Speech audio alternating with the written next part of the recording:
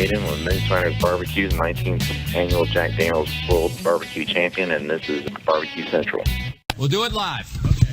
Well, do it live! I'll write it and we'll do it live! So to get that perfect barbecue, you use wood. Are you sure it's safe? Whatever. We put the lighter fluid on, strike the match, and... Oh, should we call the fire department? That might be a good idea.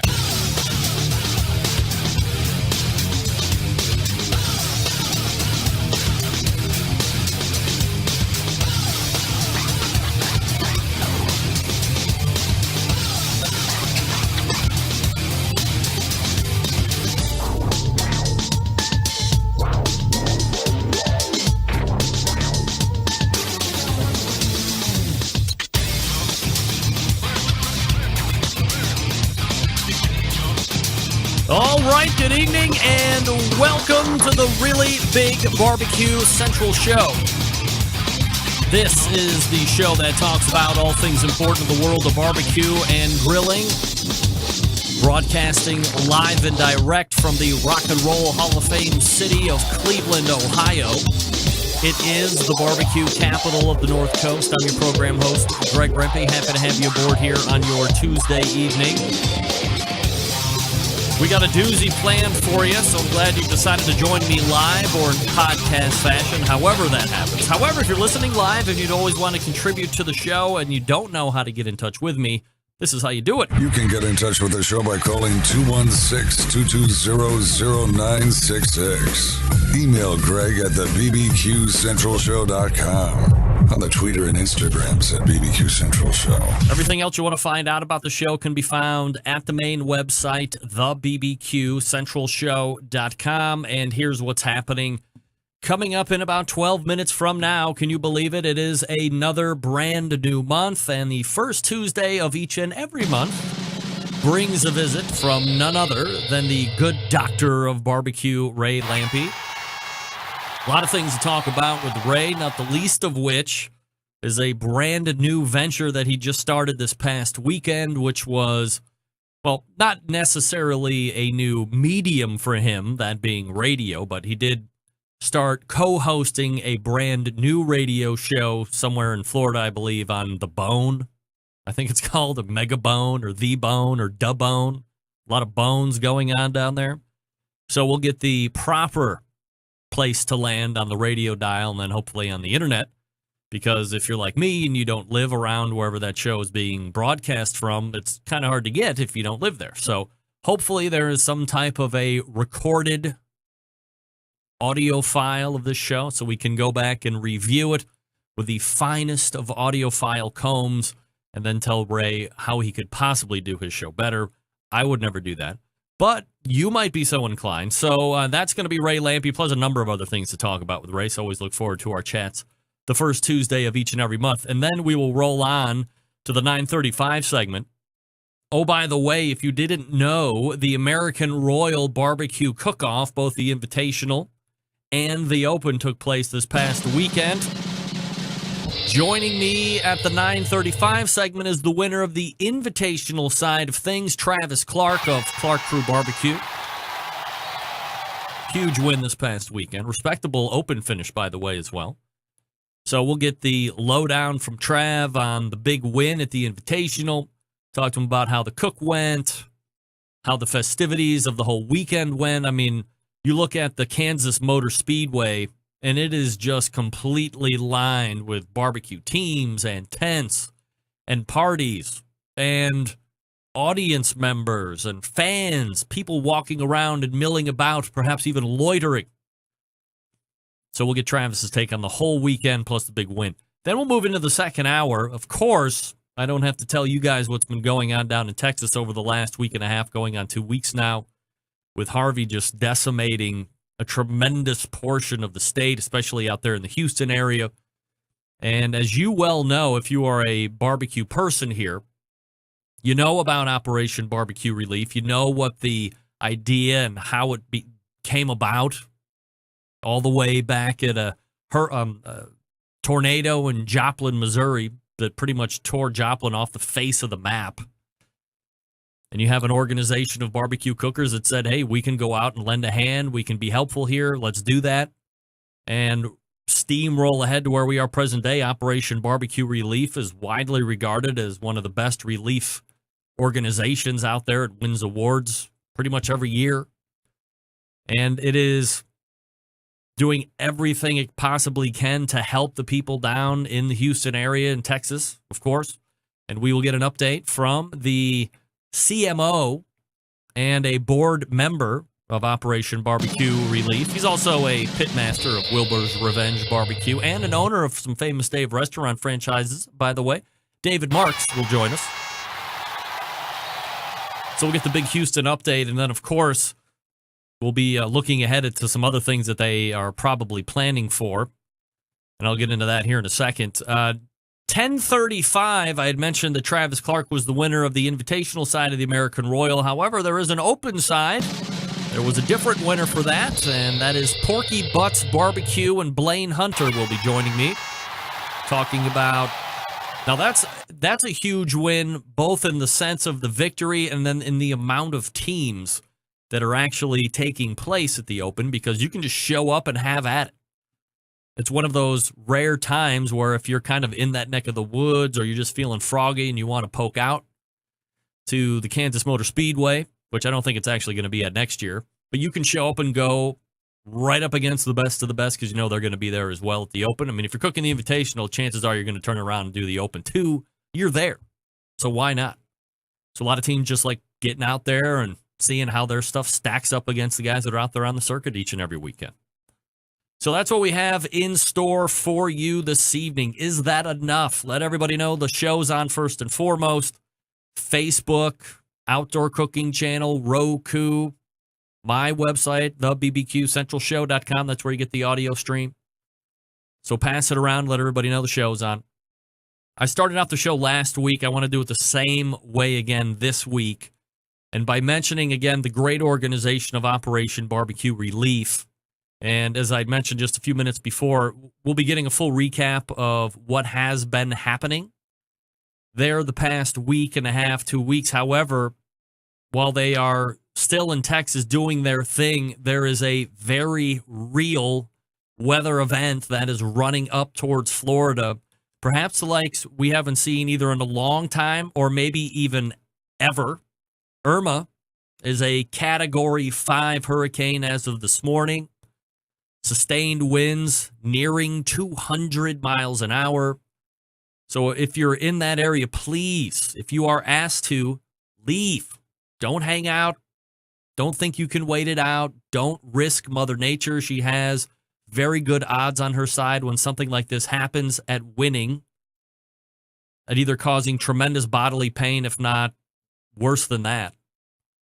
There is already a state of emergency declared in the state of Florida, so I can only imagine that plans are in place right now with Operation Barbecue Relief to cover Florida this weekend, or after this weekend's events unfold. I believe the worst of it is going to be Saturday, Sunday, from what I've been hearing. Now, of course, we don't know the final track, but if it's even remotely near the tracks that were being shown, I've just seen one recently in the last few hours that is encompassing the entire state, right from the most southern tip all the way up through the Panhandle, the likes of which I have never seen. So if you are down there and you are being encouraged to leave at this point, don't wait. You wait, then you decide to leave, then you're going to have traffic jams, and then you're waiting. And it was too late. You could have left earlier. So don't wait. Don't be tough. Don't be stupid. Leave. Take caution. Get ahead of the game, and don't be lodged up in rush hour traffic with everybody else that's decided at that given point for whatever reason that, yeah, you know, maybe we better go. Category 5 seems like it's a pretty big deal. We could have won a couple days ago, but now is a good time to go. A lot of people have that thought. Don't wait it out. Get ready, get your stuff, get going, get out of there early. Enjoy the drive out, and hopefully something turns it, and you can just return back merely inconvenienced out of time. And that's it. That would be best case scenario. And it doesn't look like that is going to be the best case scenario, unfortunately.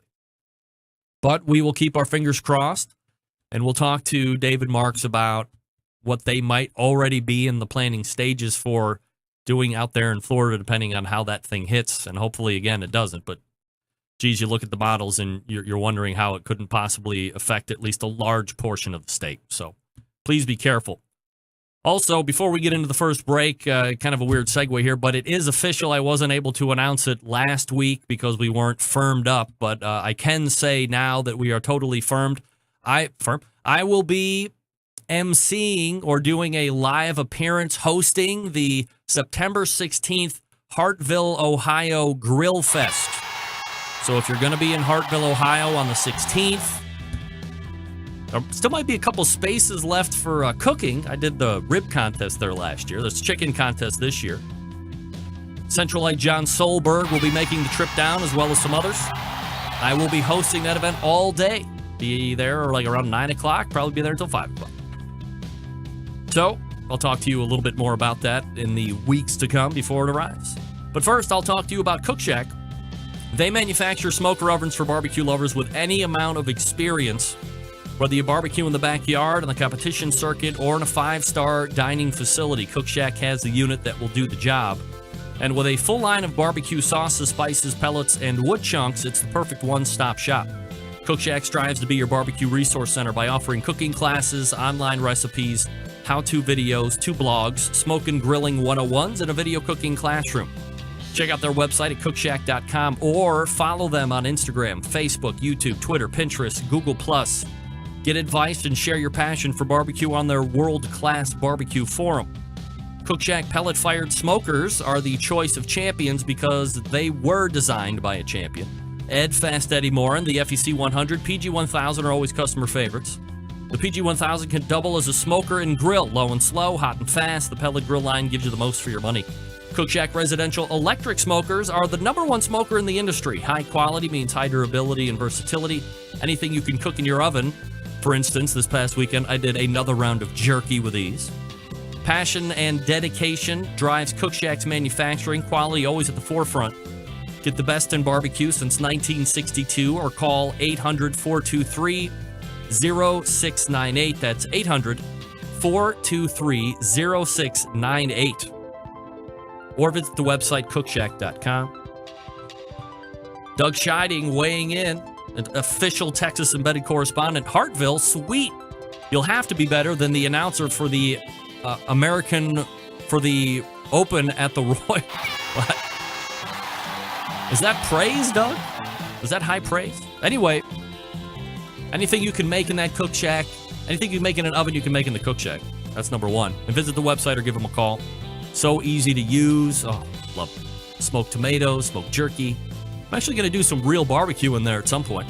Maybe this weekend coming up. We'll see. I have the luxury of doing it. All right, Ray Lampe, when we come out of the break, stick around. We'll be right back.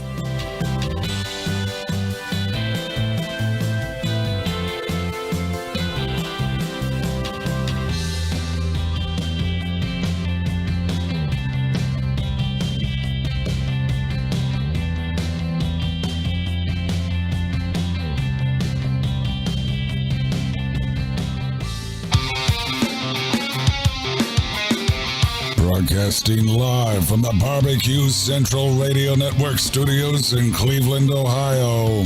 You're listening to the Barbecue Central Radio Show. Once again, here's your host, Greg Rempe. The 2017 grant program was a raging success this season. So if you want your event to be considered for 2018, head on over to SmokingWithSmithfield.com right now and apply for the 2018 grant program. Applications are being taken until October 25th. Don't miss out. October 25th. Please, if you wanted to get in the last time, don't wait. October 25th. All right, get ready for this.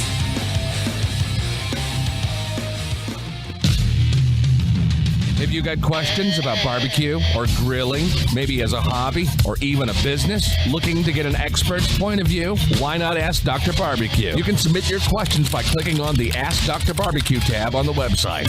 The doctor is in. Here's Ray Lampy with his nurse, Greg Rempe. That's right. Dr. Barbecue. Dr. Barbecue is in. Ray, always appreciate you making time. How are you, buddy? Ray, you there? Hello? There you are. Well, thought I had you. You there, Ray? Test 1, 2.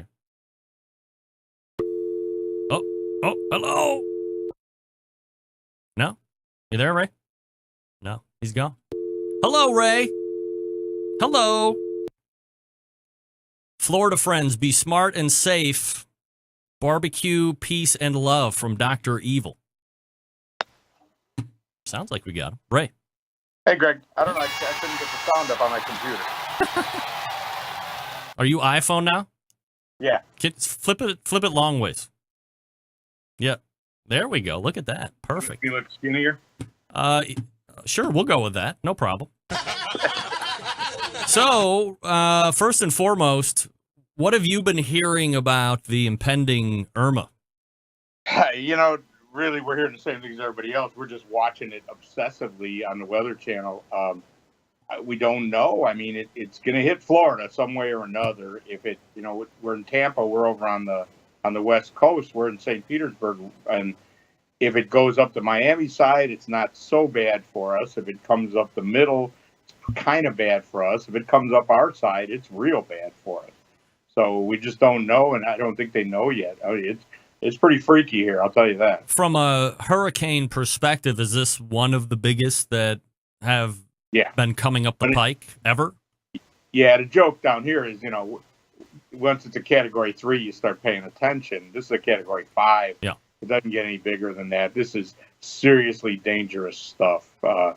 It's, you know, we joke around about it a lot down here because generally they don't hit us. They don't hit direct. They don't, you know, they're not that effective. Whatever happens. But a Category 5 like this with all that attention and you know, depending on where it hits, again, it could hit us direct. If it hits you direct, it's really a bad thing. Nobody's taking this one lightly. I was at Sam's Club this morning, and they were sold out of water at like 8 o'clock this morning.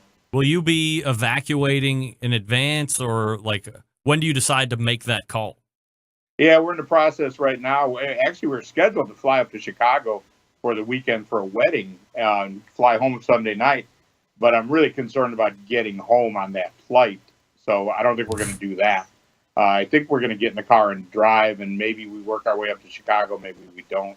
I mean, it's tough because once you leave, it's hard to get back. Sure. The storm will be between you and your house, and then whatever, you know, damage has been done. It's hard, but it also doesn't make sense to stay in a situation like this. So we're probably going. Ray Lampy, Dr. Barbecue, joining me here talking about real life things, nothing that has to do with barbecue, about staying alive and the storm that is just off the shore now of Florida, ready to hit this weekend, and we'll see how it goes from there. Ray, of course, holding the weather stuff aside if we possibly can and looking into the future, every time you're on, we like to get the updates about the Dr. Barbecue restaurant. Where are we at with that right now? Well, I sent the mayor a nasty letter last week and told him that I was tired of telling my friends that everything was going really good, because it's not. They're just, we're getting, it's fine. It's just delays, but the delays have gotten really extreme now. And you know, they're just, the city's booming down here is really what I think the problem is. And they just don't have enough people to review plans and inspect them and everything. And it just takes forever. And I understand that, but we're beyond it being, I understand that it was a long time. So I really did send him a nasty email the other day and said, dude, I've been really nice about this, but people from all over the country literally ask me every day when the restaurant's opening. Right. I got an email from Q and Brown today over in England. They're coming in November, looking forward to going to the restaurant. You know, it's not going to be open. The Big Green Egg president was in town. He's like, hey, let's go check out the building. I was like, we can go look at it, but nothing's happened since you were here 2 months ago. Oh no! So it's just one of them things, man. You know, you hope when it's your project that none of that's going to happen, but We're in the middle of it now. Is that what like the most frustrating thing is? I remember when you had first kind of leaked it out to me and we were having a discussion like, well, do we even want to throw out a date? Like, do we not even want to? Because I would imagine if you didn't throw out a date and start to hype it a little bit, everything would have went way ahead of schedule and you have been open for 2 months already and nobody's going to be there. It always seems like it's one way or the other. Yeah, I mean, we knew we were going to promote it for a long time. We understand that. It's okay. But we didn't know it was going to be this long. We're over a year. I just talking to Artie from Big Green Egg today having lunch, and he said, yeah, he was here last year for Labor Day, and I showed him the building, and we had just closed on it, and, everything was going to happen. So now there's been all kinds of different delays. It's not just one, and it's not just the city. Part of it was a delay until the end of the year because the seller didn't want to have the money on it last year. And, so there's been a lot of different things, but now it's square on the city just not getting us our permits. And so it's time to start fussing about that. So, but whatever. So, realistically now, I doubt that we'll be open by Christmas. We're trying to, like you said, we could say a new date every week, and we're just trying to not do that. Yep. It's just the nature. It's a big project, man. It's a 9,000 square foot restaurant. I mean, and it's completely gutted right now. So it's gonna be a big project even once we get started. Right. I think we had talked a little bit about the cookers that you brought in, or the JR Oilers, and I think when you start looking at restaurants that have, I don't know if you want to call them traditional or authentic kind of pits in those restaurants. Certainly you have a faction that does it, I think, by oven, and they use like liquid smoke. But then you have, when you get into more authentic people, you have obviously the pellet cookers, which seem to do really well. And then you have those JR Oiler styles. What made you decide that would be the cooker that was going to house the signature barbecue? It was simply quality of food that we ate, because we ate in a lot of restaurants. I've been to a lot of them over the years, and Roger and Suzanne had as well. But we've gone to probably 50 restaurants in the last year and a half as part of this project, and the best food we ate, period, was cooked on the JNR Oilers, and with no bias. We didn't know. Eddie's my old friend, and I would have liked to have pellet cookers. The Old Hickories are as simple as can be. Flat out the best food we were eating. Now, maybe it was just that the best cooks were using them. I don't know, but that really was the decision, that flat out the best food we were eating was coming off them Oilers. One of the other things that I saw here over the last couple of weeks that you were promoting, and I was anxious to talk to you about, luckily you have one under your belt from last weekend, is this new terrestrial radio show, Tailgate or something or other out there on the Bone. Talk to me about that. Like, how does that get thrown on your lap? Yeah, who knew I'd be on the Bone? Yeah, right. Jeez, that sounds weird, I guess. Tailgater University. Yeah, it's funny. A guy approached me about it, a guy I had met, and he said, I was thinking about maybe putting some kind of, it originally started as we were going to do like a 5-minute segment on Friday where we just did a recipe on one of the stations here in town, a sports talk or something. And it was just a quick radio, tailgate recipe. And it evolved from there into Ian Beckles is a guy. Ian played like 10 years for the Buccaneers, an offensive lineman. Was pretty good, solid journeyman guy, and then played for a couple other teams around the league. And he's been on sports talk radio here for about 10 years. And he's a Green Egg freak. So we've become friends. And so they were like, what do you think about Ian? And Ian was kind of in between stations. And I said, well, I don't know. We can give him a call and ask him if he's interested. He's my friend. He likes to cook. He certainly knows about sports. So by the time we got with Ian, the station that he was doing his own show on Sundays, they were looking for something else to do with Ian. So they got all excited about it. And so I just kind of got caught up in it. And it was a perfect opportunity. I mean, for me, all I got to do is basically talk about food.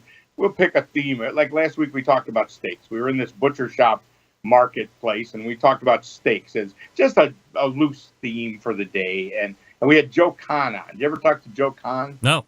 The commissioner of tailgating. He's a real character. He rides around the country and goes tailgating and calls himself the commissioner. And that's kind of the whole shtick. He's just a good guy that goes out and parties with people.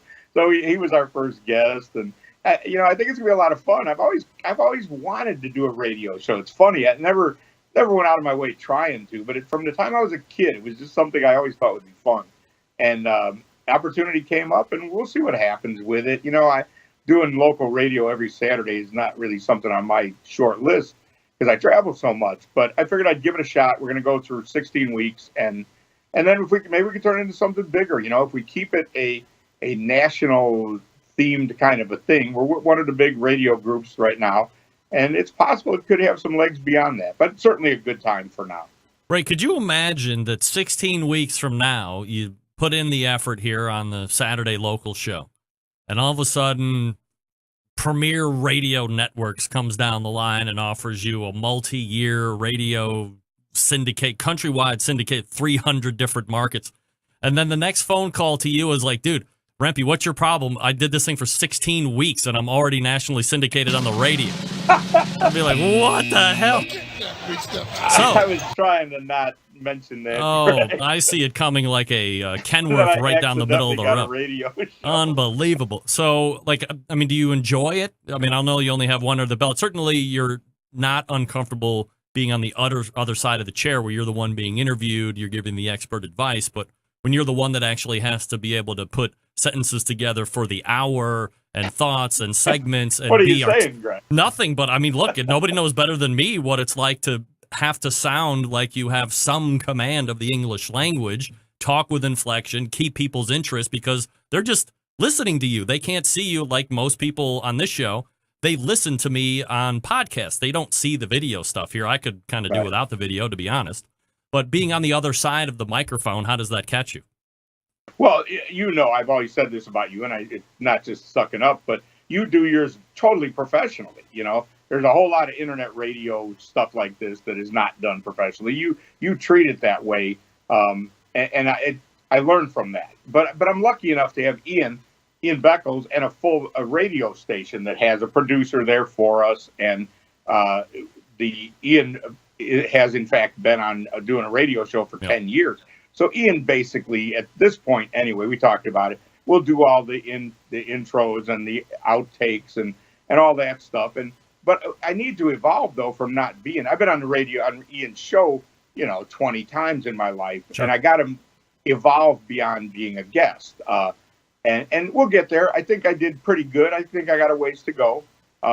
We also got a girl named Taylor that's a professional volleyball player, and she has a degree from Johnson and Wales, and she's like a 6 foot tall, hot blonde. So she can talk a little bit too. So it kind of mixes it up. But Ian is the anchor, the guy that really knows how to do a radio show. Without him, I'd be struggling for sure getting it going because what you do, you probably weren't that good at it in the beginning either. It takes all that radio stuff and the timing and try not to repeat yourself. I know how to be a good guest, like you said, but being a host is not something I've done before. But I think I'm pretty good at I know how to ask questions. I know what kind of questions people might want to think. I'm pretty good at putting the whole story together from doing TV. But the whole radio thing is definitely new to me. But again, I've got Ian, so I probably will never have to learn that. Where do you find it if you're not local and can tune in, or if you can tune in and you're just not able to catch it for whatever reason? Can you get a podcast or a recorded archive? I think there's going to be a recorded archive. I haven't found it yet. It wasn't up the other day. It might have just been because of the holiday weekend. I don't know when it'll get up, but I think it will. But if you can listen on Saturdays, they've got an app, The Bone. It's 1025 The Bone. I loaded the app the other day and I was just listening. It's real easy. It works real well for listening live. As far as the recorded one, whenever I find it, I'll put it up. I got to sort that out and figure out how to do that because I'm sure that'll be an element of it. And we're gonna have recipes every week, and we've shot some videos, and we're gonna shoot some more with the recipes, and that stuff will be all up on a website. We'd like to develop some good content on a website. Like I said, I just can't really commit to 16 weeks of just sitting around 2 hours on a local radio show. But if we can turn it into something bigger, so that's the good news is that we need to turn it into something bigger. So the pressure's on us all to do it. Ray Lampe joining me here on the show, as usual, in the first Tuesday segment. Let me talk to you about the American Royal that happened this past weekend. Honestly, Ray, I was surprised that there were only 400 or so teams at the Open. In my estimation, kind of a weak showing if you look back at years past when you had 600 teams or whatever it was, back in the old days. And I'm assuming, at least in my estimation, this is chalked up to the date being moved up 7 weeks earlier than it normally has gone off in years past. Do you think that caused some down attendance, in your opinion? Well, the date is a killer for sure. But there's been, in the last 3 or 4 years, whatever it is, there's been 2 major venue changes, which are huge, and 2 date changes. You know what I mean? You can only move it around so much. And then Labor Day, I think, was the real backbreaker. You know, frankly, I was surprised they got 400. I was afraid it might be less than that. Unfortunately, as a guy who's been going to the American Royal since the early 90s, and what I saw, and granted, it's just video that you're seeing online, but it sure didn't seem to have the energy that it did back in the day. And I hope they can re-get that, because it really concerns me. I hate to see it, because I love the American Royal. It was the premier cook-off, and maybe it still is, but it's certainly, you know, they used to max out right around 600, and they were turning them away because they just didn't have room. And that's not the case anymore. I don't know how much room they have, but 400 that's still a huge contest, but man, it's not the same as it was. And I worry that it'll just go by the wayside or just become another contest. Because I love the American Royal. I've always felt that was the premier contest. Because, Memphis in May, as much as I love Memphis in May and the Houston Livestock Show, not everybody can go there and cook. Well, the American Royal, everybody's welcome to cook there. And as far as the invitational end of it, they have room for everybody that wants to come. So it's different than any of the others. To me, if you wanted to be, say you beat everybody, the American Royal was the only place everybody was. And also the Hall of Fame thing, as much shout out to Melissa and Famous Dave and Jeff Staney, man, that's a stellar class. Are you even okay with that class? Of course. Yeah, there's okay. You're a little picky about it. I'm just I was not. I'm not picky about the class, and I was less picky this year than years past because I actually did away with the categories, which I was very happy to see. That's a good move. Yeah, I was happy. Fast Eddie had a lot to do with that. Eddie pushed hard on that, and it was the right thing to do. I agree. But anyway, those are 3 stellar candidates. Sure. I love that. With 2 of them working with Smithfield, of course. Smithfield's doing everything, which I love, and so it makes me feel good about the future of the Hall of Fame. And of course, Famous Dave is Famous Dave and carries with him, Famous Daves.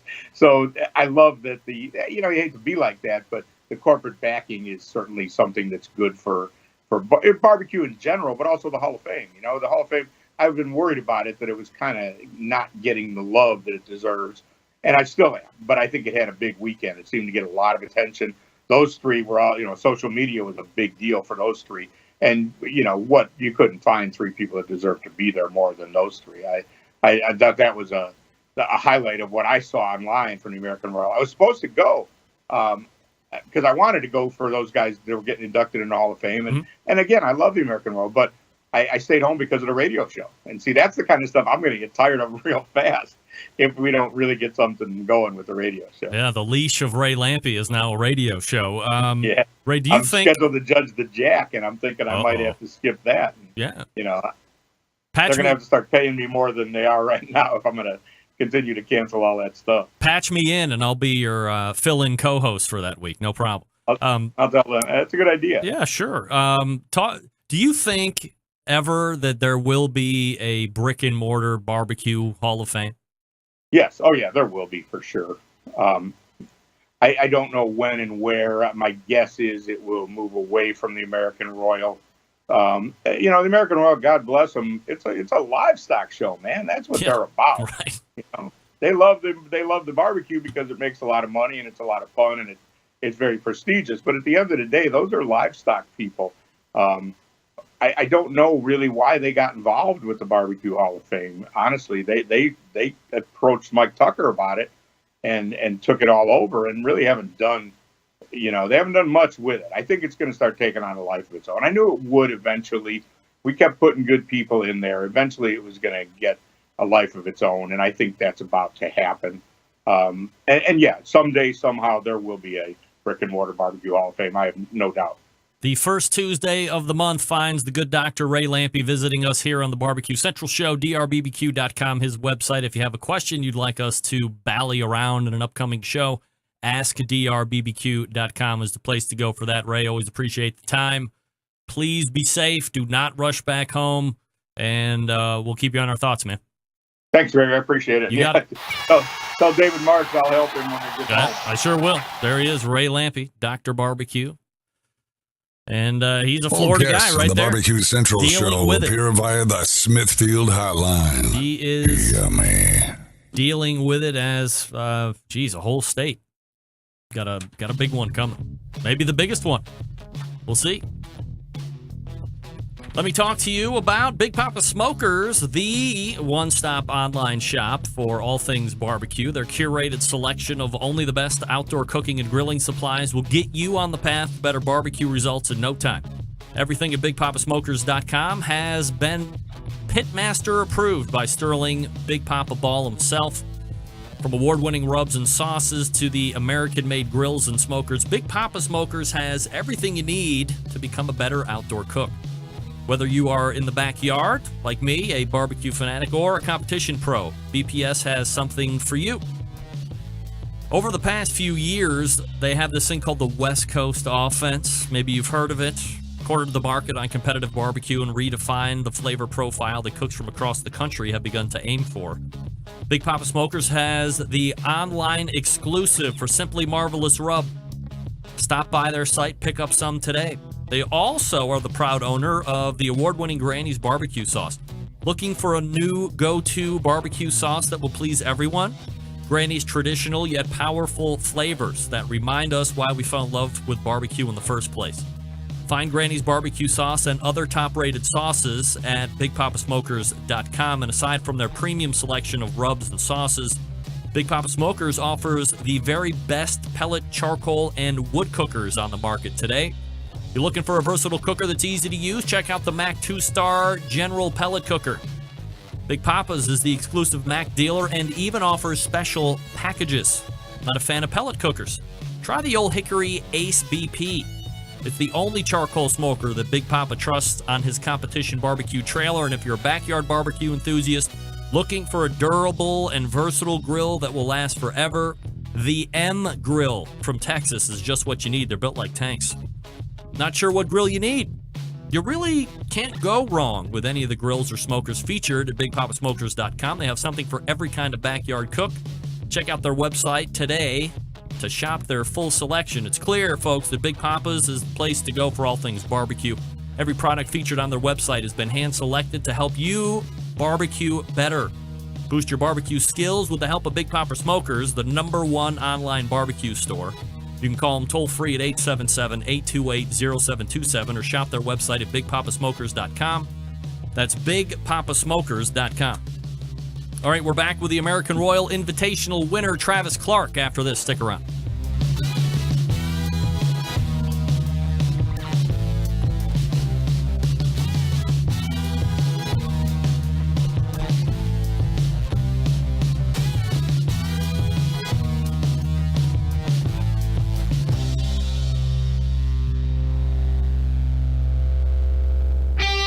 Ready to get on the air. Call 216-220-0966. Now, let's get back to the LeBron James of barbecue talk. Greg Rempe. This portion of the show being brought to you by Green Mountain Grills, manufacturers of some of the best pellet cookers out there on the market today. If you're looking for a big cooker to house a lot of food, they got one for you. Something medium-sized, they got you covered there too. Something to take on tailgates, because we're in tailgate season now, of course. They got you covered. They can supply you with pellets also to fire those cookers. And don't forget about the pizza inserts. Used it all weekend. Succulent pie. GreenMountainGrills.com is the place to go. GreenMountainGrills.com. All right, my next guest, the 2015 KCBS Team of the Year. They finished 5th place a year ago, but as we peer into the KCBS standings currently, they're sitting in the #1 spot, and they have been for a number of weeks, if not months, in a row now. This past weekend, they too were at the American Royal this past weekend, grabbing a 38th overall in the Open, but before the day was over on the first day, they took down what many consider to be the championship to win during the course of the barbecue year, if not just your barbecue career, because of the talent pool that's invited. Here to recap the weekend and his current competition season, as time allows, we welcome back the pitmaster of the Clark Crew Barbecue Crew, Travis Clark, joining me on the show. Trav, how are you, man? Man, I'm good. How are you? I'm doing absolutely fabulous. So let me ask you right off the rip here, Travis. You've won a lot of grand championships in your time in competition barbecue, which, by the way, hasn't been like decades and decades. Is this the biggest win to date for Clark Crew? It is, in my opinion. I mean, that's the one when I got into barbecue before I ever did anything is the one I wanted to win. I was going to say, I think I remember, it might have been a year or two ago when we were talking about how you got into it. You and your wife were just kind of walking around or running into a Johnny Trigg, running into a Rod Gray and saying, hey, this is something that looks pretty cool. Maybe I can get into this. And lo and behold, you're now taking it down. It rung in my head from the very first day before we were in barbecue. They told me, I said, so what's going on? They said, well, today's the open, anybody can cook. And they said, yesterday was the day. They said, that's the day it's champion of champions. And I thought, man, that's the deal. And from that day on, that's the one I've told everybody I always wanted to win. You know, there's a lot of special contests out there, but in my opinion, that's the only one that if you win a contest, you get the opportunity to cook in it. And that's no matter what sanctioning body you're in. And I mean, that's why it's always been special to me. Travis, is there any way that you can compare a singular win like this to something like a Team of the Year that you won back in 2015, or are they just two completely different animals? You know, to me, it's two different things. I mean, I think, you know, I don't know. I think anybody can win a contest, and I think it's a whole lot harder to win Team of the Year because it takes literally an entire year of dedication to do it. And I mean, that to this day, that's still the most special thing that I've ever done. But I don't think it matters to a lot of people like it does to the people that go after it.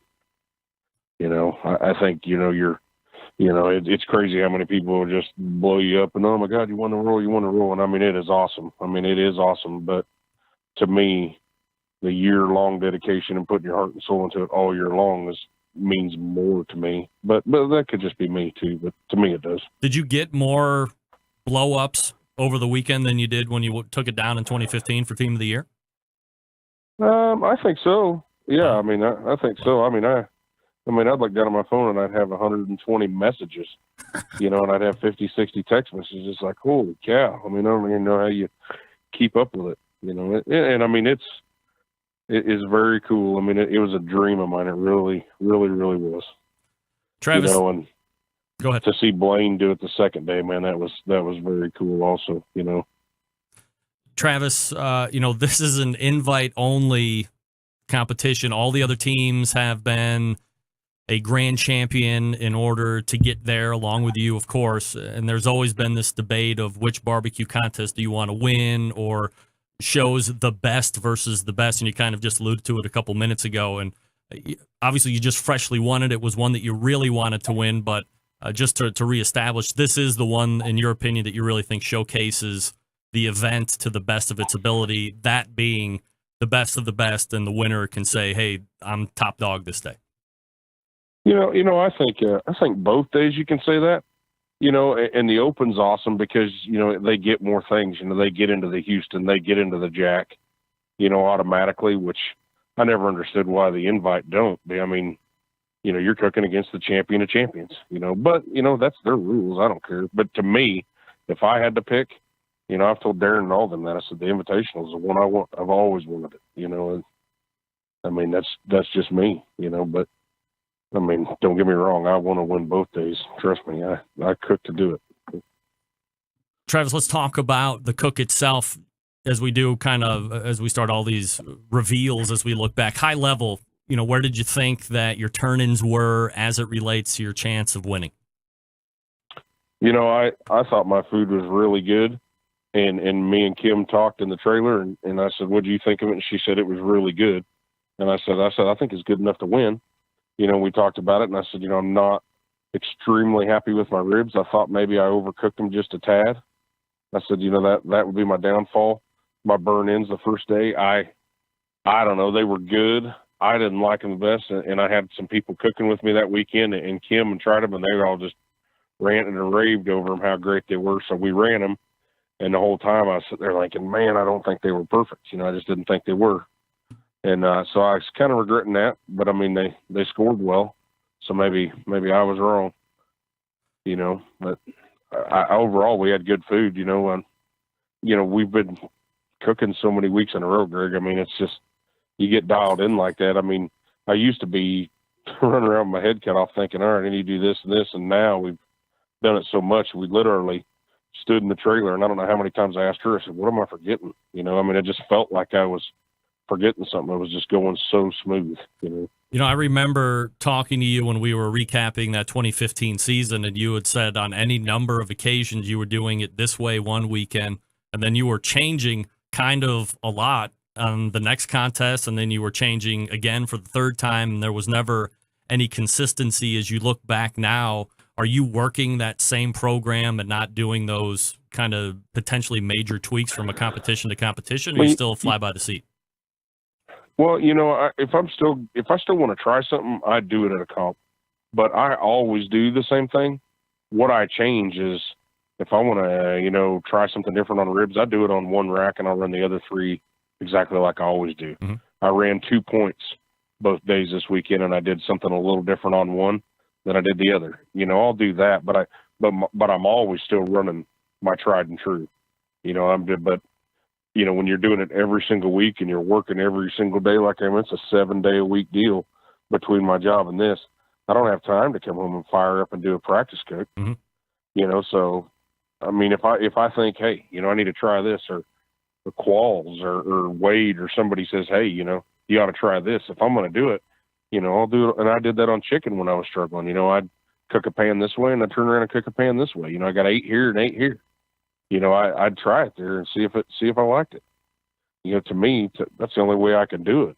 But Travis, when you're getting your profiles down, do you work off of, let's call it lukewarm or cool food? In other words, when the food's right off the cooker, flavors can be one way because the food's hot, right? But when the food cools, after you put it in the box, it might sit on the table for a little while before the judge ends up eating it. It can end up being a completely different flavor than it is when it's hot. How do you plan for that, or are you making your flavor profiles on that being cool food? I try it both ways. That's another one of those things, like I always try my ribs anymore. When you use the same exact knife cutting ribs, you pretty much know by the feel of it, when them ribs are right. So I mean, I'll cut them ribs and I've already pretty much know which rack's what. I'll try one, I'll taste it, and we'll say, all right, let's hit it with some cayenne, let's hit it with some finished powder, let's hit it with this, see what it does. If we like it, okay, then we'll make it and run it. But I always set back another rib, finish the same way. And, like if Kim's with me, when she gets back, or if I run the box and I get back from running it, I'll let it sit there and do it, and I'll move on into the next meet and try it, 10 minutes later, about the time that I think a judge would be trying it.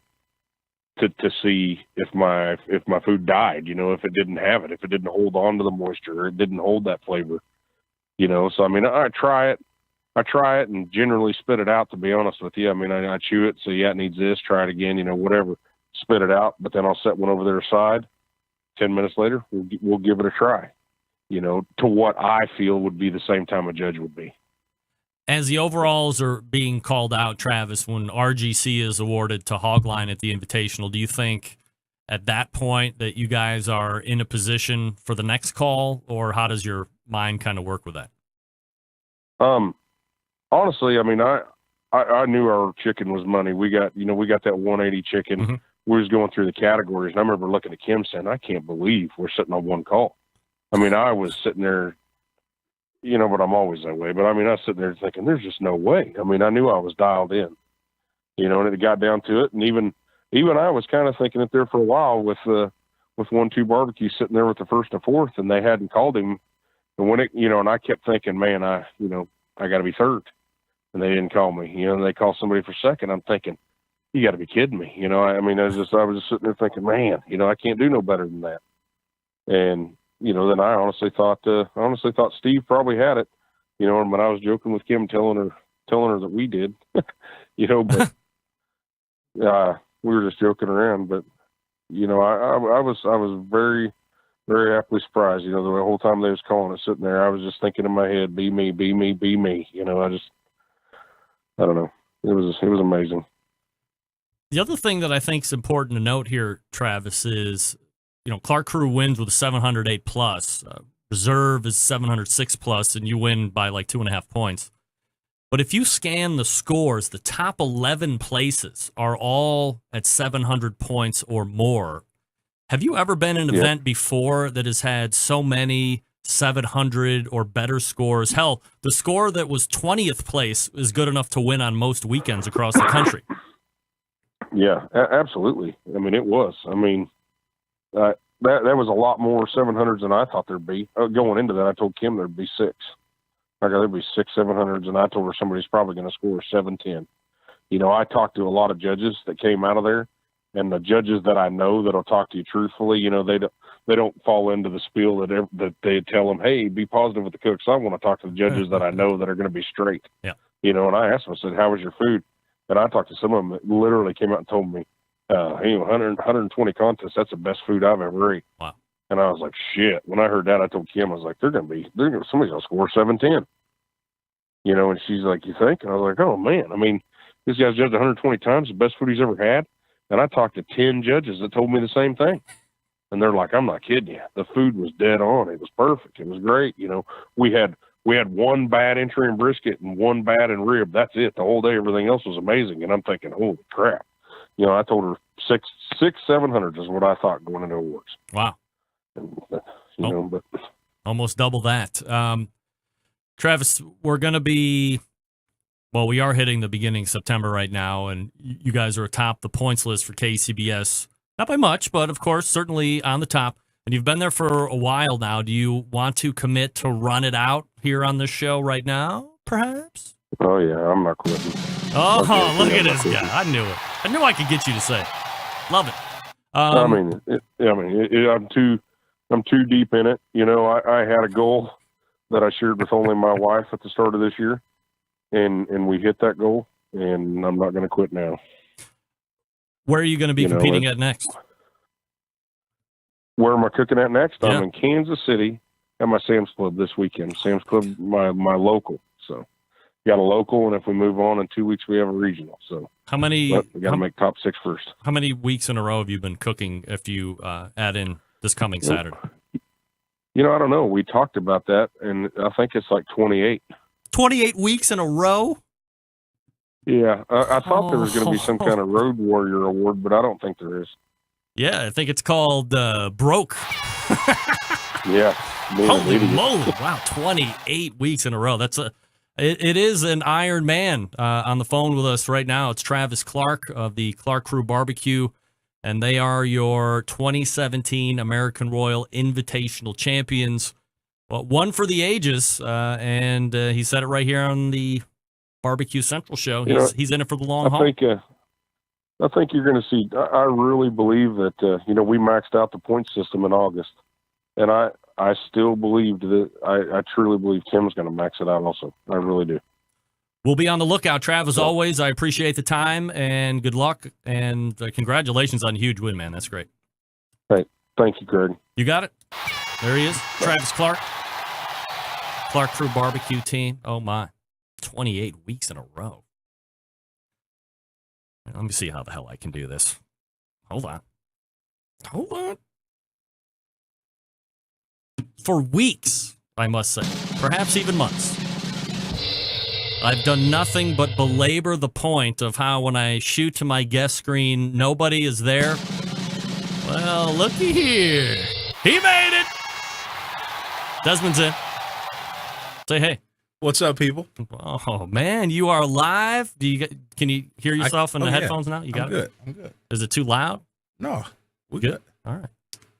28 weeks in a row, Desmond. Are you ready to get on the barbecue circuit and cook more than half a year straight?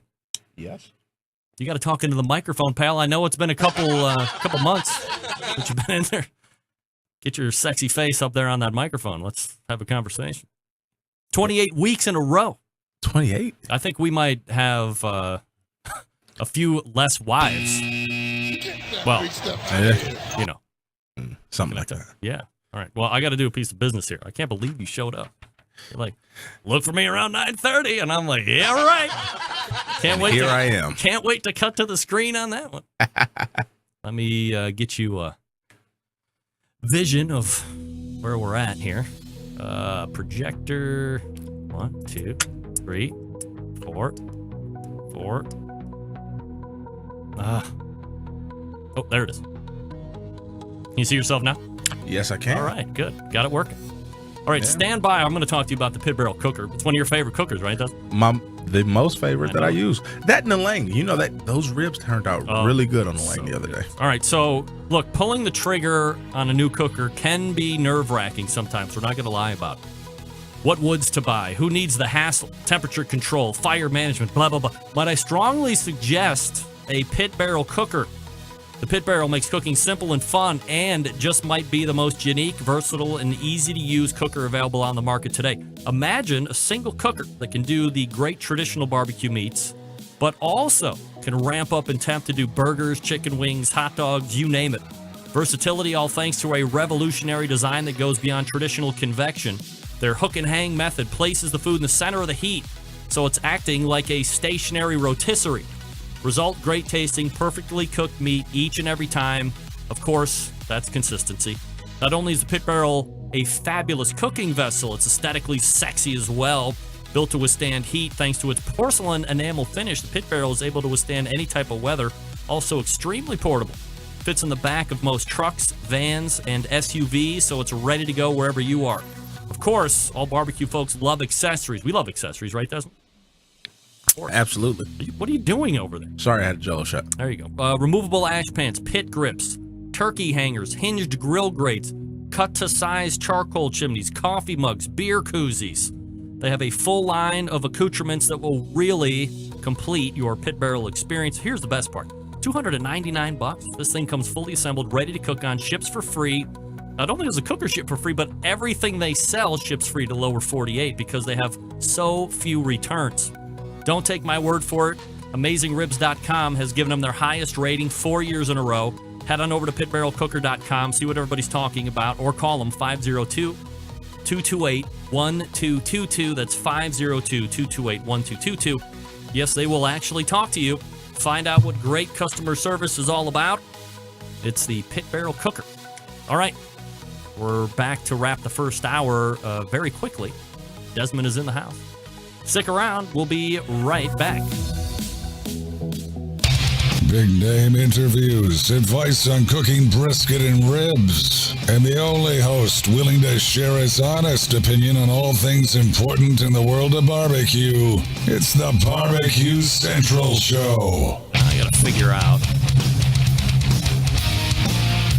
Before I figure that out, let me tell you that this segment of the show is being brought to you by CookingPellets.com, your number one source for wood pellets. So, you can visit CookingPellets.com. Trying to add a friggin' camera over here. Oh, Lord. Do I have one? No, just a different background. Visit CookingPellets.com. That's CookingPellets.com for all of your pellet needs. Just trying to add a camera here, Desmond. I mean, how hard could it be? It's working. No, I need to add a camera. Where are they? Damn it. Devices. Yeah, here we go. Video. 922. Boom. There's me. Yeah. Hold on. Oh, really? Nah. Yeah. I don't do that. Hold on. Got to do this. I'm gonna fix it. Yeah. Hold me, Desmond.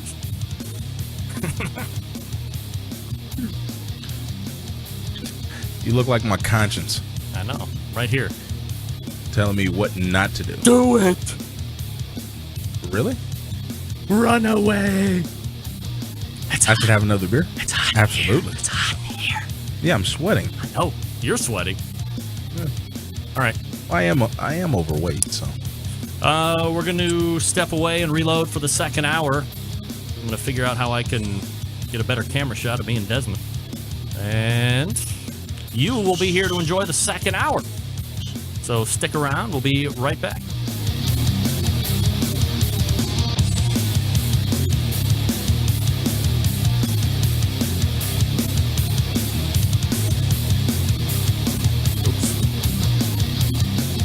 This is Bobby. And this is Jennifer. And we're from Cleveland, Ohio. And you are listening to the Barbecue Central Show.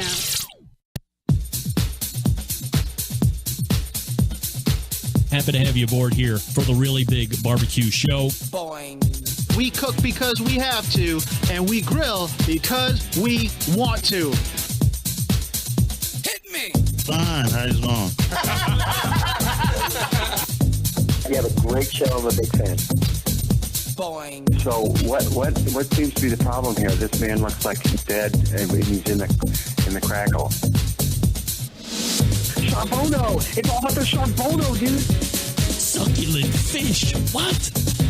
He ate sushi or wiener. Oh, listen, Liberty, shut your face. I'm shaking like a dog shit peach seeds. We have top men working on it right now. Top men.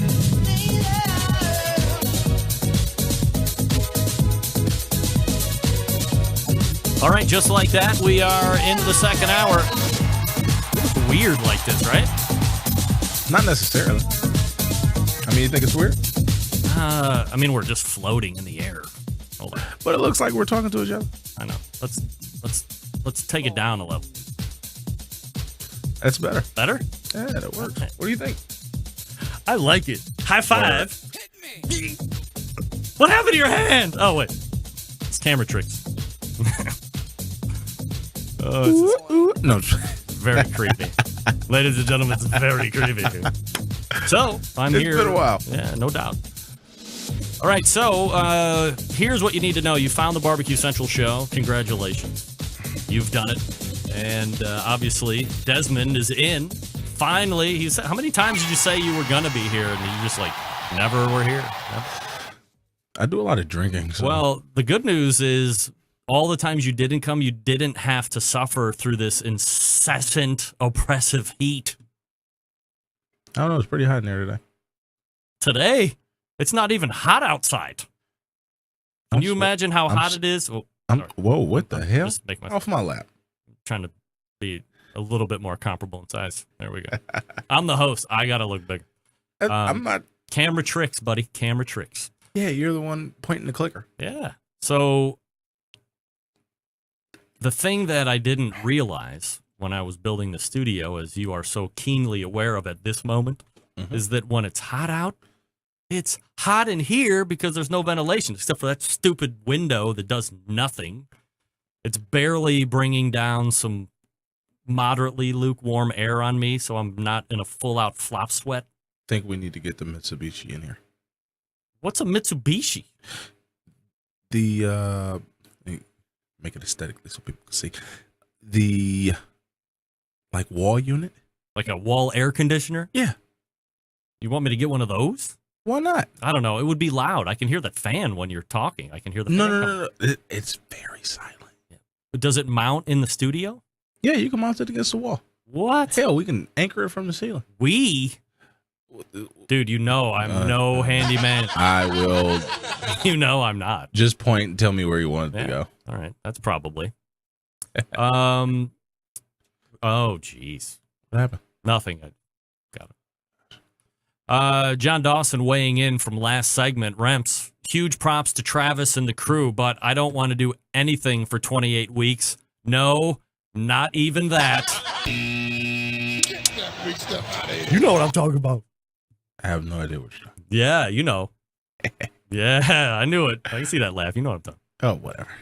Hey, I don't know if you knew it or not, Desmond, but the National Pro Barbecue Tour presented by Sam's Club rolled into Traverse City, Michigan this past weekend. Oh, really? This was a local event that sends the top 6 teams to the Madison, Wisconsin regional final.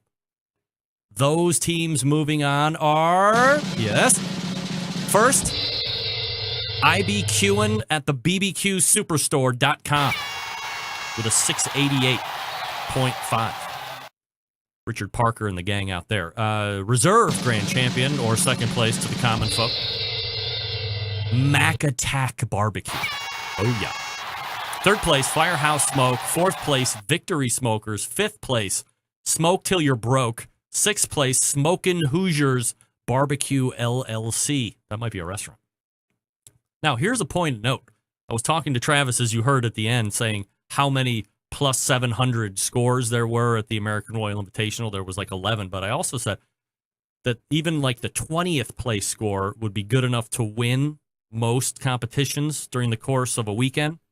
Point of note, the 20th place team would have won this Traverse City, Michigan. Yeah, it was, the scores were completely outstanding. So, John Dawson, P.S., Dez is the man. Look at you getting call-outs from Boise, Idaho. Don't say Boise. They hate that. Boise. Idaho in the building. What's happening? Yeah, there it is. Thanks for the love.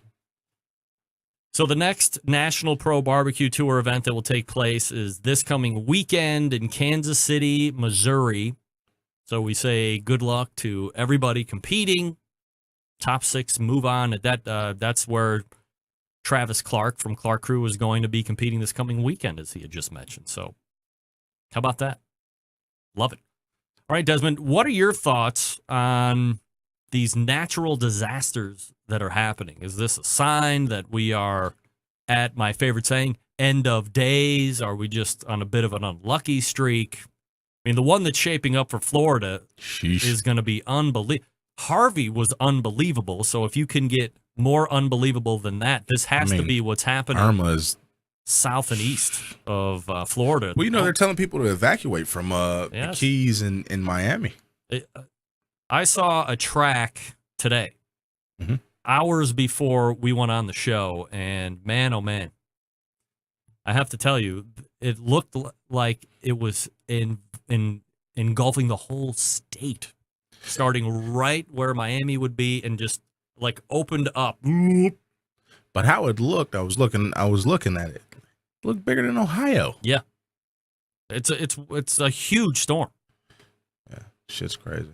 Wow, it's an unbelievable situation. So we again want to say first and foremost, be safe first. Leave. Please follow the directions. Don't worry about your home. If you are told to evacuate, please evacuate. And do it early. Like, don't be, as I have said in the first hour, don't be caught in rush hour evacuation traffic. No. If you know you're going to get asked to evacuate 3 days prior. Jump the gun. Take a leisurely stroll up way north. Like, don't go 2 hours up the road. Get out. Because we're going to get that rain on Saturday or like a week from now. Well, we got it the other day. Right. It was part of Harvey. Was it? Yes. This could be bad. This is some old Hurricane Sandy shit. Yeah. So now, if you're looking to donate and help, both what's happening in Texas still, or obviously what is going to happen, is there any way it's not going to happen? Could there be like a rock in the ocean that just kicks this thing off into a completely unanticipated direction and it doesn't hit, or no? The way the momentum is taking shape, there's no stopping that. Yeah, it's not. It doesn't look great. It's not good. So our prayers are out to those people down there. OperationBarbecueRelief.org is a place you want to go and make donations. They're going to show up after the weather event hits to start feeding either people that have been displaced or the first responders, or both. That's what they've been doing down in Texas here for the last almost 2 weeks. We're going to be talking with David Marks from Operation Barbecue Relief next segment, and seeing what's happening down there, and then how they might be gearing up here for Florida. In the instant chat, Desmond, you would know Dave Bosca. Who's Dave Bosca? Let's have a quiz right here for Desmond Motley in the hot seat. Dave Bosca is the creator of what products?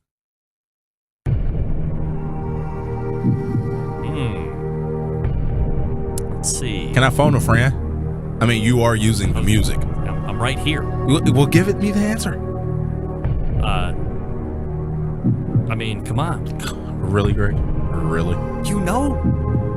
Pit barrel.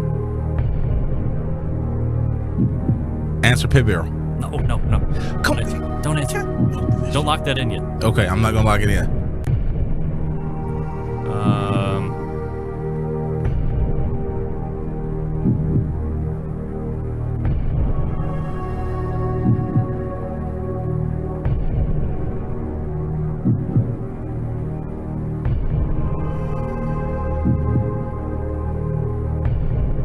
Eureka. You have an answer? Butcher's Barbecue. Final answer? I'm sticking with it. All right. For all the marbles, $750,000 and a luxury Lamborghini. You're right. Butcher's Barbecue. ButcherBBQ.com. Oh, man. Well, that's going to do it for this week, folks. Desmond Motley goes home a winner with $750,000 cash and a luxury Lamborghini. From everybody here at Trivia Barbecue, we say adieu. See ya. All right, not really. No. Okay, we're still here.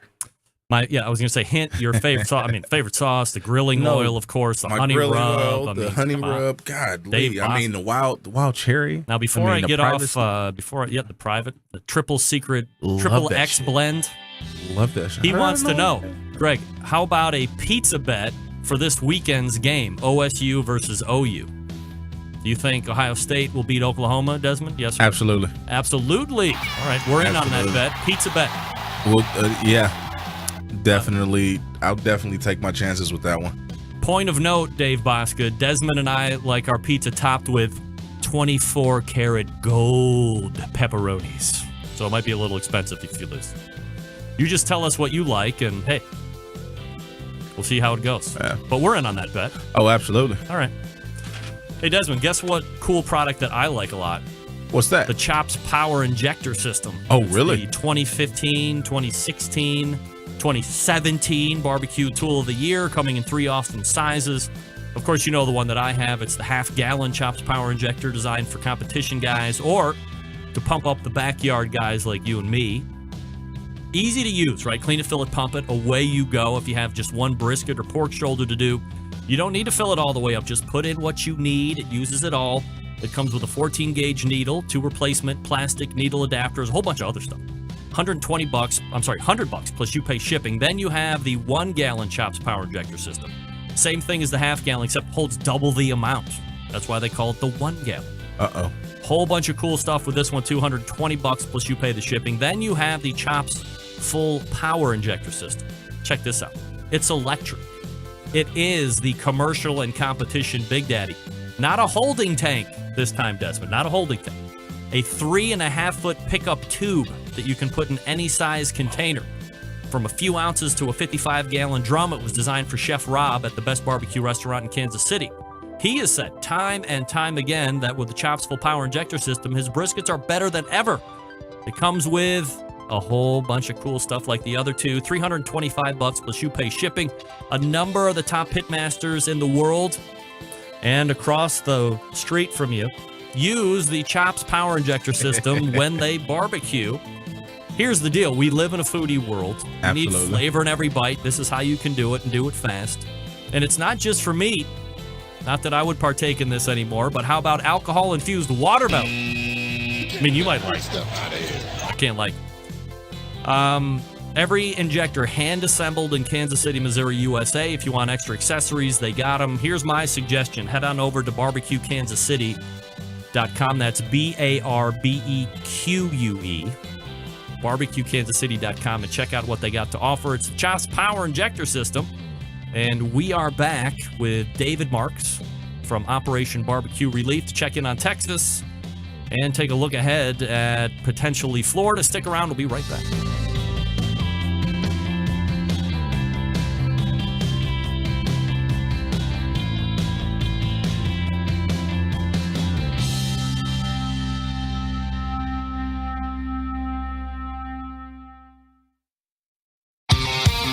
The only show giving you a monthly visit from a doctor of barbecue.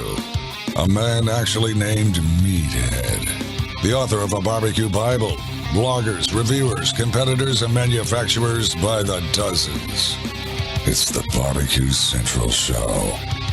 Once again, here's your host, Greg Rempe.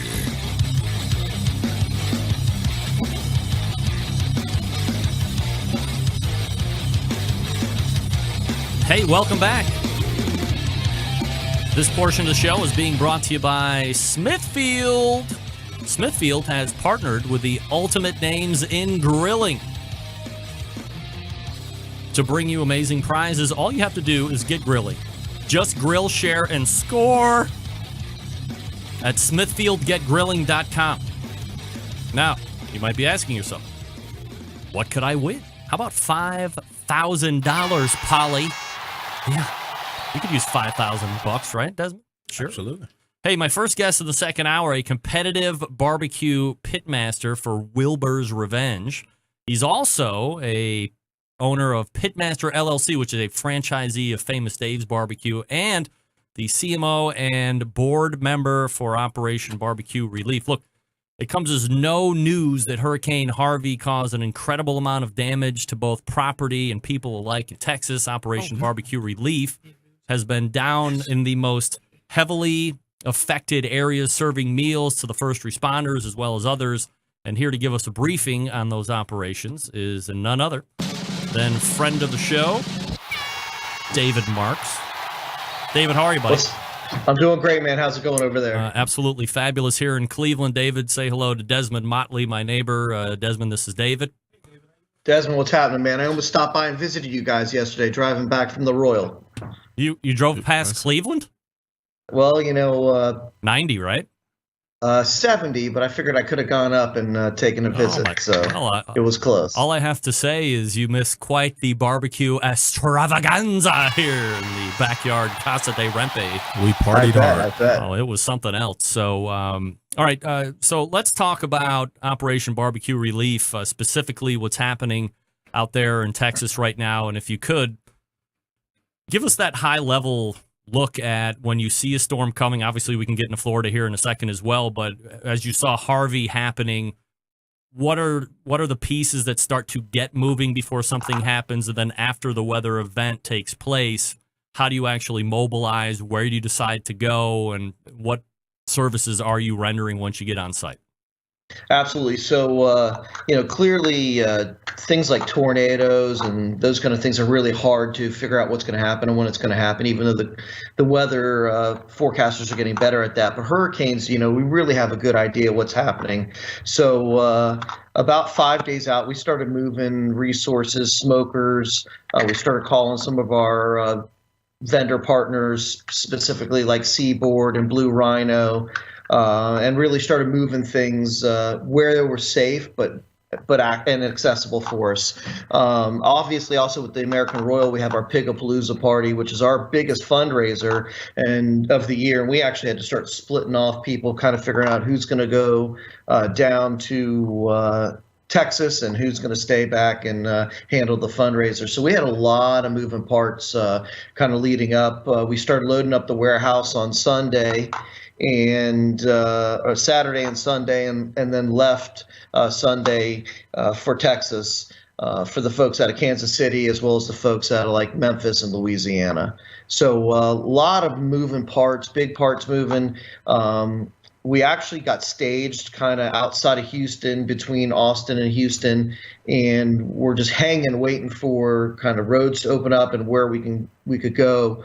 We were contacted by the mayor's office in Houston and worked directly with the mayor's office and the police department for logistics and where they would like us set up and how they wanted us to help.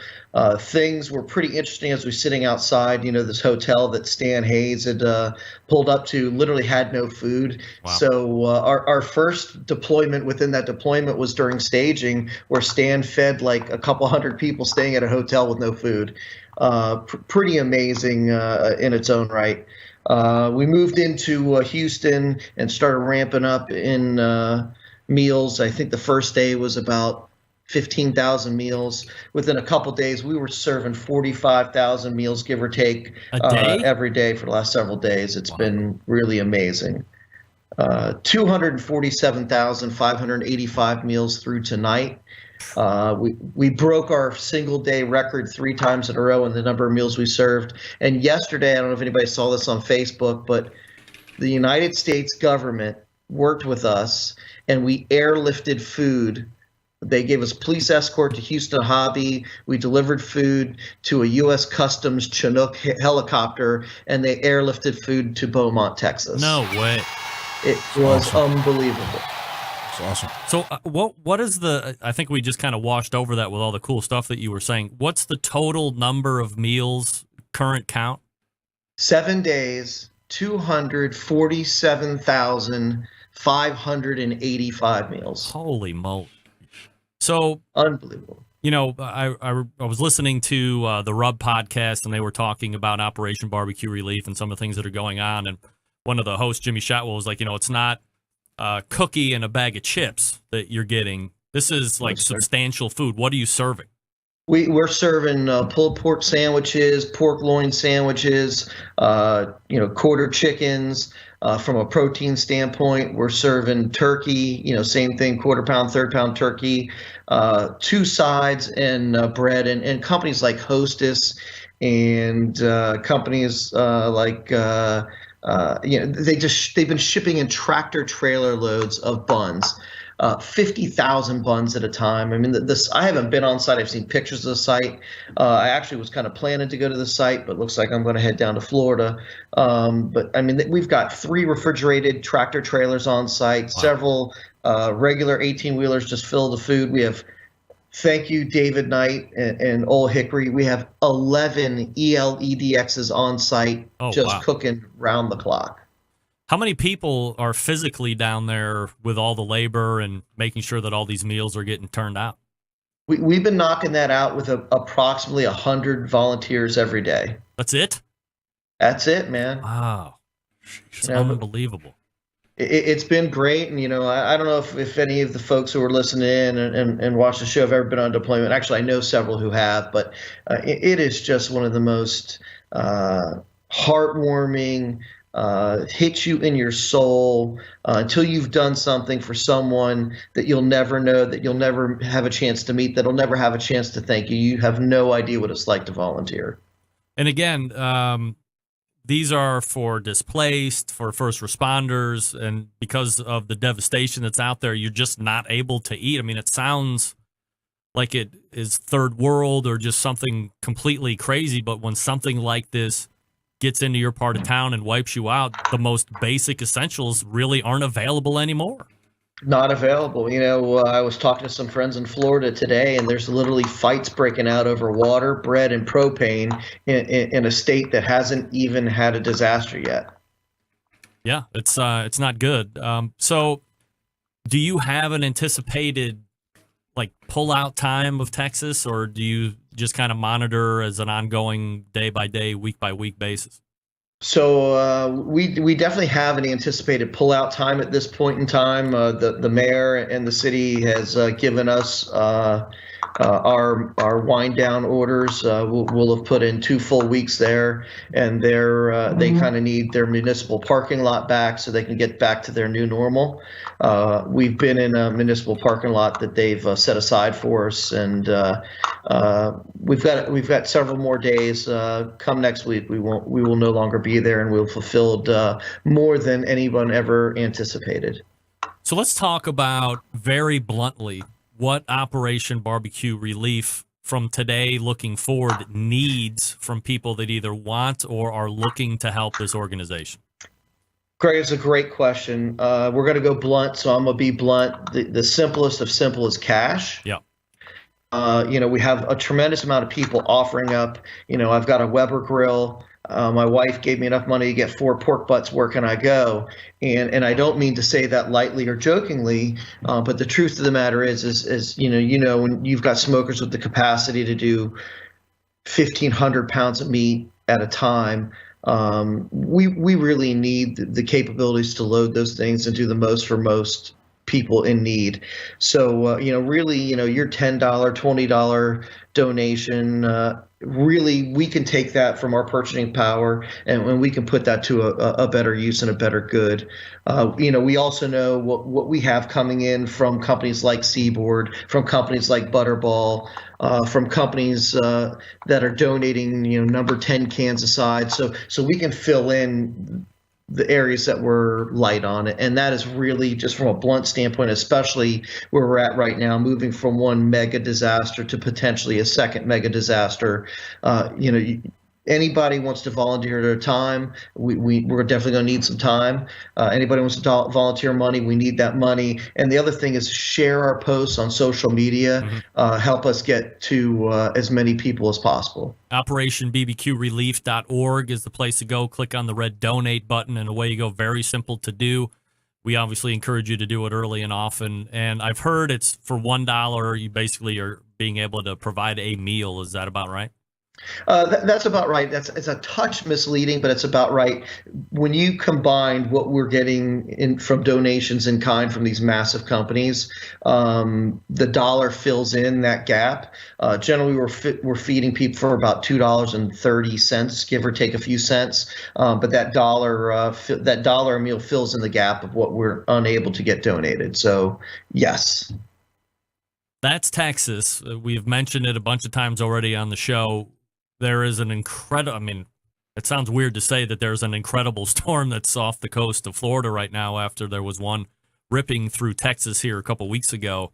This one looks like it could be even worse. It is on track to do an incredible amount of damage. State of emergency already in Florida. People probably being told to leave already. And we're mandatory days. Evacuations in the Keys. Mandatory evacuations. So depending on how it hits, I've seen tracks that will absolutely boggle the mind here. So where are you guys looking at that and planning and all that? So right now we are staging. We have 8 commercial, Old Hickory ELDXs kind of in the center of the state of Florida right now, ready for deployment. We have companies like Blue Rhino who, fuel our smokers and disasters, who have already committed to making sure that we have availability to propane no matter where we're at. They're going to make sure we have that.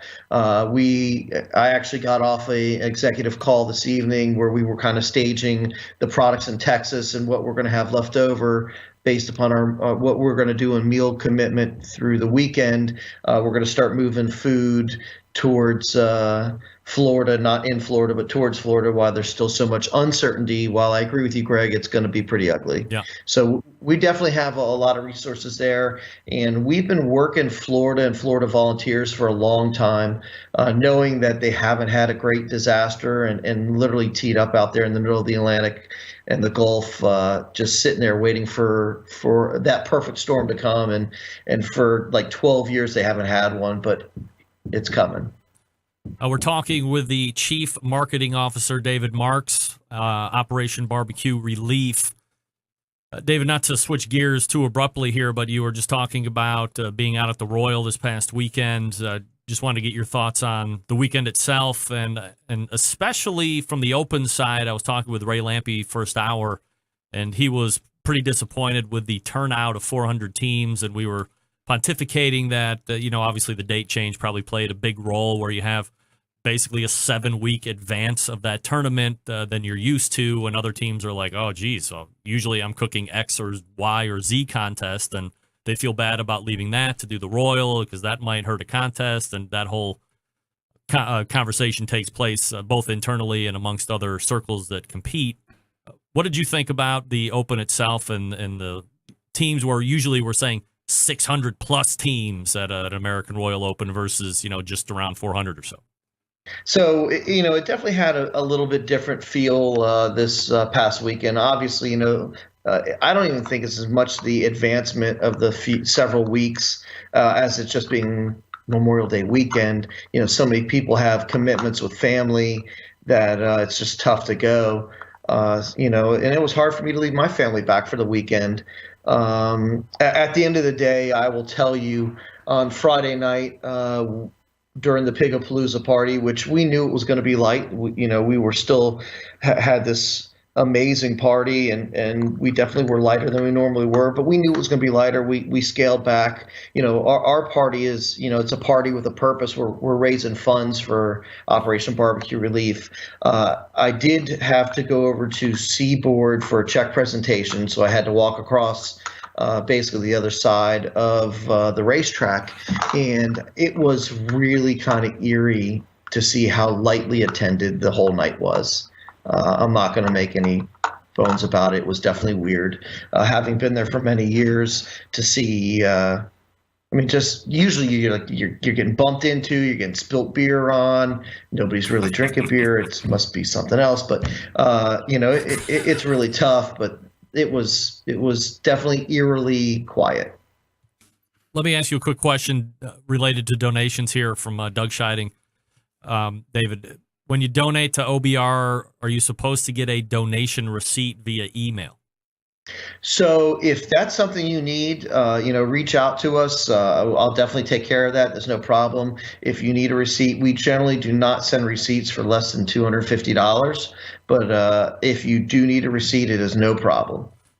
Final question, and I appreciate the time tonight, David. Your friend, colleague, business colleague, Dave Anderson was inducted into this year's Hall of Fame class along with Melissa Cookson and Jeff Staney. Your thoughts on famous Dave getting inducted? Honestly, as you know, Dave's my barbecue mentor, and I've had the great fortune to have had so many doors opened for me by Dave, to meet so many people. To have a guy like Dave work with me on, even like back in the early days when I was struggling with brisket, I need some help, and he helped me developing barbecue sauces. Personally, I cook with Dave on smoked. Just the opportunities that Dave's afforded me alone from a competitive standpoint, let alone a business standpoint. I don't think that there's anyone out there that has ever been more deserving of being in the American Royal, and what he's done for barbecue over his 22 years involved in Famous Dave's, and even longer than that in the barbecue world. I think he's one of the most deserving people to ever enter, and there's been a tremendous amount of deserving people. So I think everybody's in there deserves it, and I'm really proud of Dave. I think it's been overdue. From a competition side, David, do you have any plans to be out competing anytime soon, or you got to see how everything rolls out here with the weather? Well, let's be honest. I had my worst showing at the American Royal I've ever had, so I probably need to do a little bit of licking of my own wounds. I finished 267th, I think. Prior to that, my worst finish was 54th. Wow. So I'm a little bit bitter. Party of one. But honestly, yes, I am definitely going to have to take a break a little bit. I do have the Pennsylvania State Championships in October, and that's the only thing on my schedule the rest of the year right now. David Marks is the Chief Marketing Officer for Operation Barbecue Relief. That's really what we're talking about this evening. So if you feel the need to help out Operation Barbecue Relief, hit the website, operationbbqrelief.org, and hit the red donate button and go from there. David, can't appreciate the time enough that you've given to the show. Good luck, and if you ever need this show for anything, please feel free to reach out. We're more than happy to help. Thanks, everybody. Appreciate it very much, Greg. You're the man. There he is, David Marks, Operation Barbecue Relief. What do you think about that? I didn't know it existed. You didn't? I did not. 204, almost 250,000 meals. That's ridiculous. Yeah. 20,000 a day. Organizations like that, they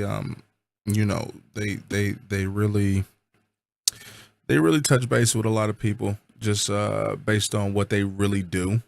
To have 100 volunteers daily, to feed, that's a big deal. That's huge. Yeah. So I definitely will be donating myself later. So.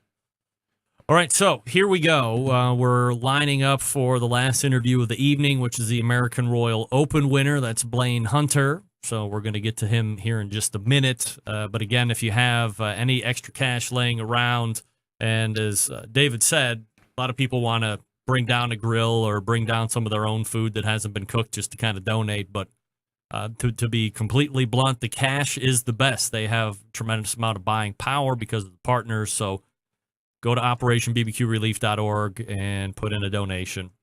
And they will take that money and in turn serve the people that will need it the most. And with the one coming up, there could be a lot of people needing it, without a doubt. All right, Blaine Hunter coming up next. Let me talk to you quickly. Hey, Desmond. Yo. Who's Dave Bosco? Butcher's Barbecue. Damn right. Grilling season is officially open for business, if you didn't know. As some might say that after yesterday, it's closed for business. Not us. Absolutely not. Not us. We certainly know that Butcher's carries a great selection of barbecue products, but their portfolio of grilling products continues to grow by leaps and bounds. You've heard me talk about the grilling oils for a while now, and I really believe these products kind of changing the way people will cook.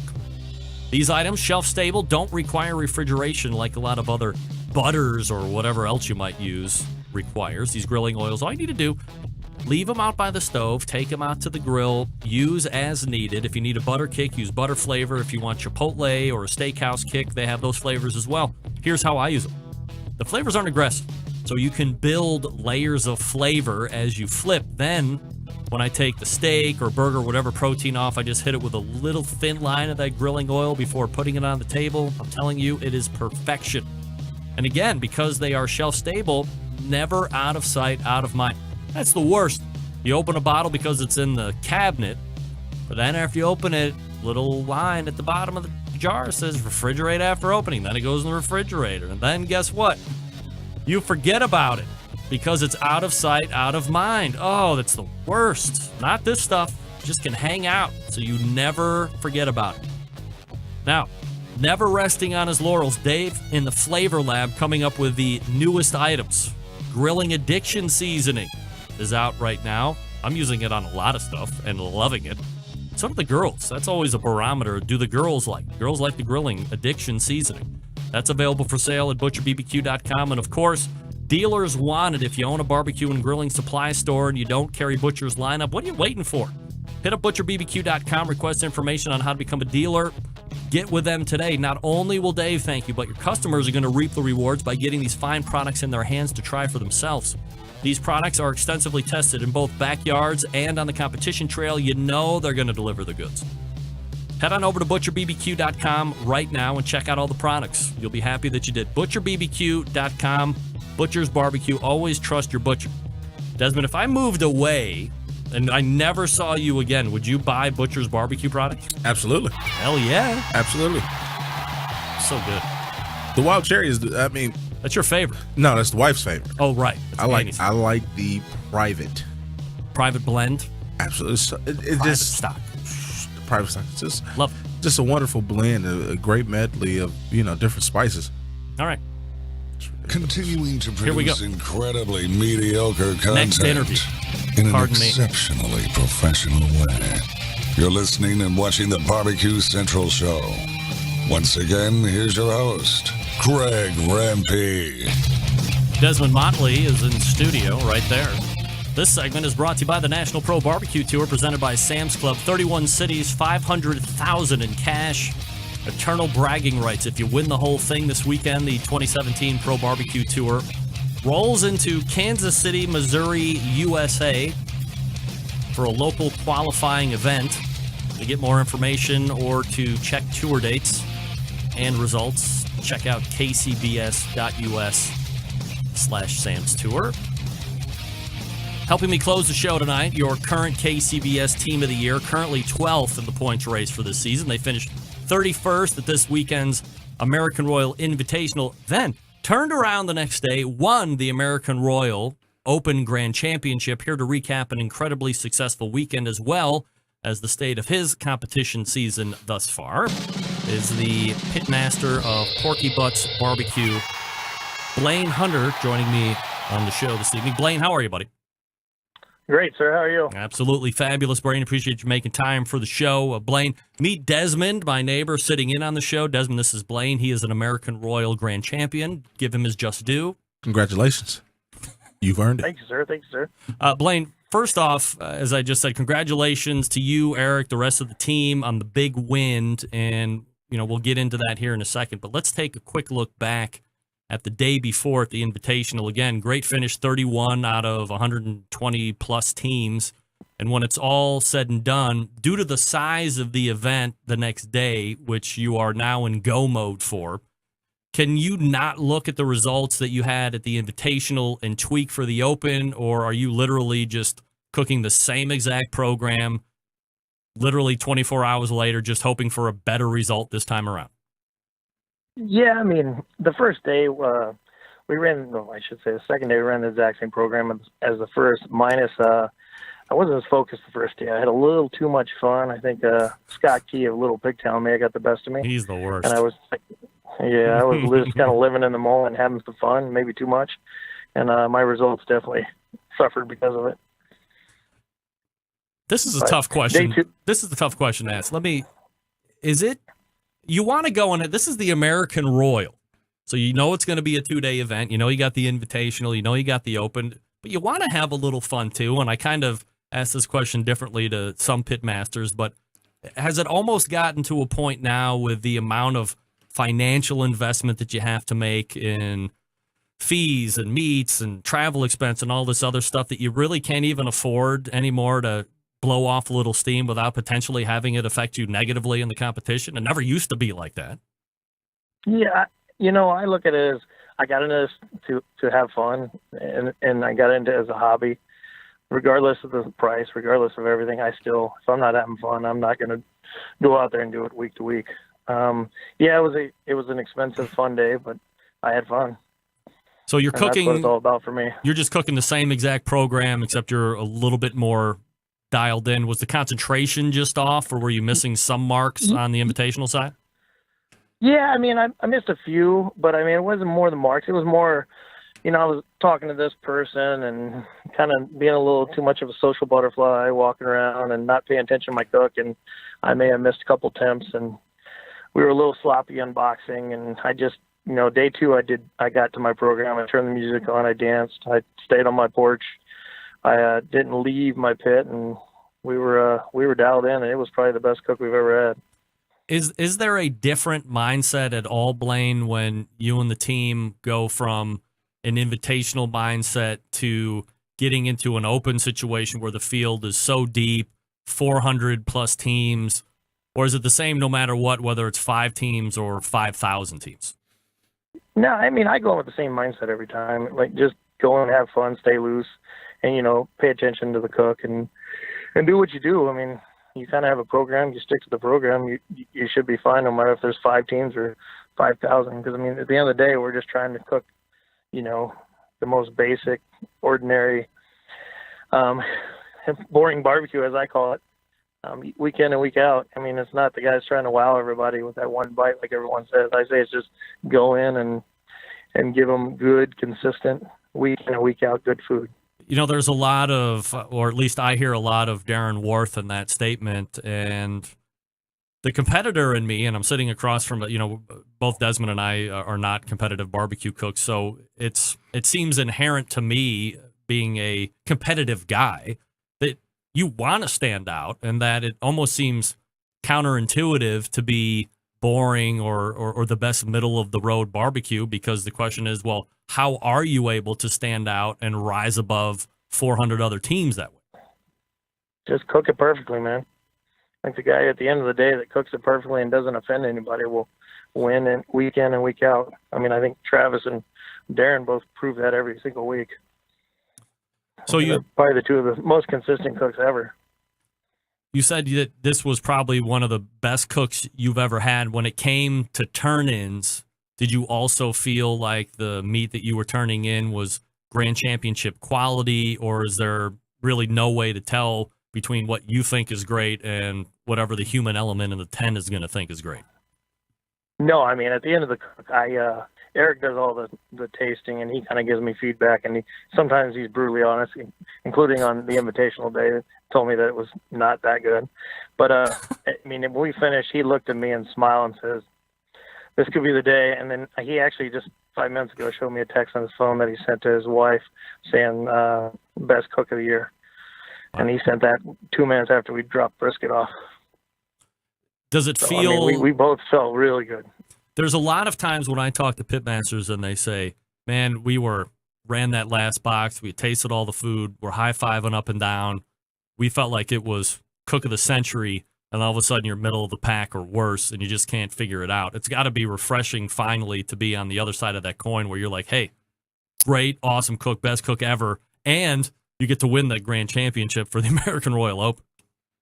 Yeah, no, I mean, like you said, hardly ever did it go as planned, but it was one of those days. I mean, I woke up in the morning, I text my dad, who's, been cooking a long, long time, and he cooked on the Houston Livestock Show, and I actually told him that I had a feeling today, and I really thought going into that day we were going to have a good cook, and we were going to have a chance to win, even before we started turning anything in. It was just, I had a feeling, and I wanted it bad. We had a laser focus and put our heads down, and we did it. Blaine Hunter joining me from Porky Butts Barbecue, talking about the big win at the American Royal Open. Blaine, last week I was talking with Bob Trudnak from the Barbecue Guru, and he mentioned that he had took a 180 in chicken at the Sam's Club Regional in Virginia that weekend, and he did it with legs. So the question is, Blaine, did you see, including yourself, anyone turning in all legs this past weekend at the American Royal? I know a few guys that cook them. I didn't see them personally, and I did not cook them. I went to the traditional thighs. I have been experimenting with them and been thinking about moving over to it because for years I did breast and thighs, but lately I've been just doing thighs. But I think we need to change it up a little bit. So I've been thinking about running legs in the future. So legs doesn't fall into that category of being middle of the road because it's safe to say the judge is going to be expecting to see thighs. So when they pop the box open, it might be a little eyeball popping to them to see a basket full of legs, and it would be thighs, which is probably what they're expecting. Yeah, but I think that, there's not that much different. It's not what you're throwing some big, bold, herbaceous flavors on them or a ton of spice or a ton of sweet. It's just a leg to thigh. It's basically connected before we disjoin it anyways. That's right. I think it's just something different. Not earth-shattering by any means, but I think if you cook legs perfectly, you'll score just as well as you will with thighs. It seems stupid to ask, Blaine, but that's why they pay me the big bucks. Does this win currently rank first above and beyond any other grand championship to date? Yeah. I'd say my first one was pretty moving, but this is so far beyond because it means so much more to me and my family, and with the opportunity to go compete at the Houston Livestock Show with my dad and my brothers and, my good friend Eric, and a lot of my good friends are planning on going. It's going to be, it's the biggest moment of my life so far besides getting married and having kids. So when you guys are announced as grand champion, as you get to like reserve, maybe it's a little easier to keep track of calls when it's 25 or 30 or 40 teams, but when you get into the 400 or 500 type styles, might be a little bit more difficult. Are you able to kind of keep track and have a sense of where you might be as they're going to start to call grand champion, or no way? Yeah, we felt pretty good about it because we knew Jerry had 3 calls, I think, or 2 calls, and he's always solid, finishing third the day before, and we knew, it was always shake and bake. He had a 180 in pork. Mm-hmm. We were kind of counting it down, and we knew chicken we thought was our best category, and that was the only thing we didn't get a call in.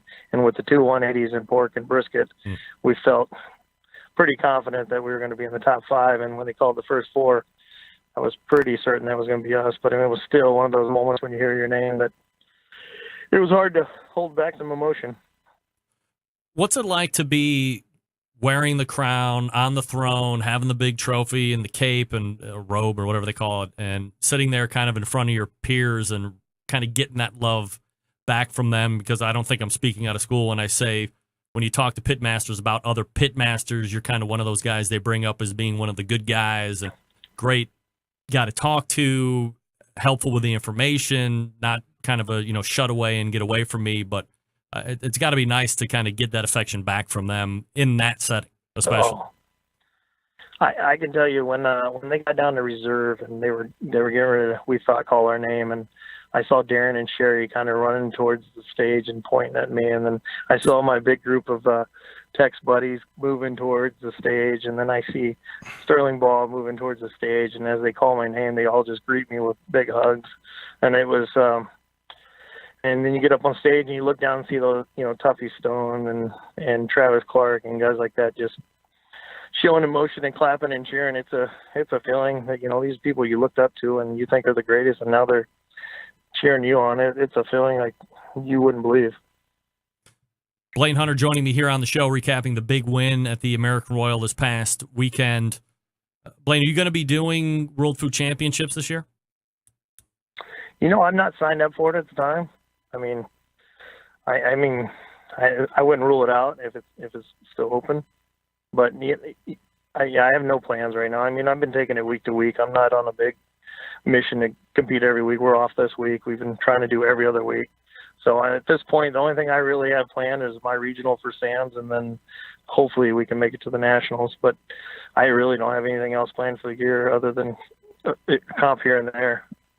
He is your 2017 American Royal Open Grand Champion out of 400-plus teams, Desmond. Can you believe it? It's a lot of teams, right? Yeah, that sounds amazing every time I hear it. Desmond is speechless. Rarely is he at a loss for words, but he can hardly speak about 400 teams. So we're competing against each other in the backyard every other weekend. I win every time, of course. But to be up against 399 other great cooks, that's something else. So quite an accomplishment. Blaine, I really appreciate the time tonight. Thanks so much for doing it. Congratulations again. Thank you, sir. You got it. Blaine Hunter, right there. Grand 400 teams. Do I have you on mute? You might not be back on the show. Put your mouth up on. It's a show, bro. I was talking and you had me. You had me muted. Have you muted. First and foremost, you insulted me by saying you win every time, and I couldn't even speak to defend myself. That's right. Great job. I did it. Thank you. Guess what? I win every time.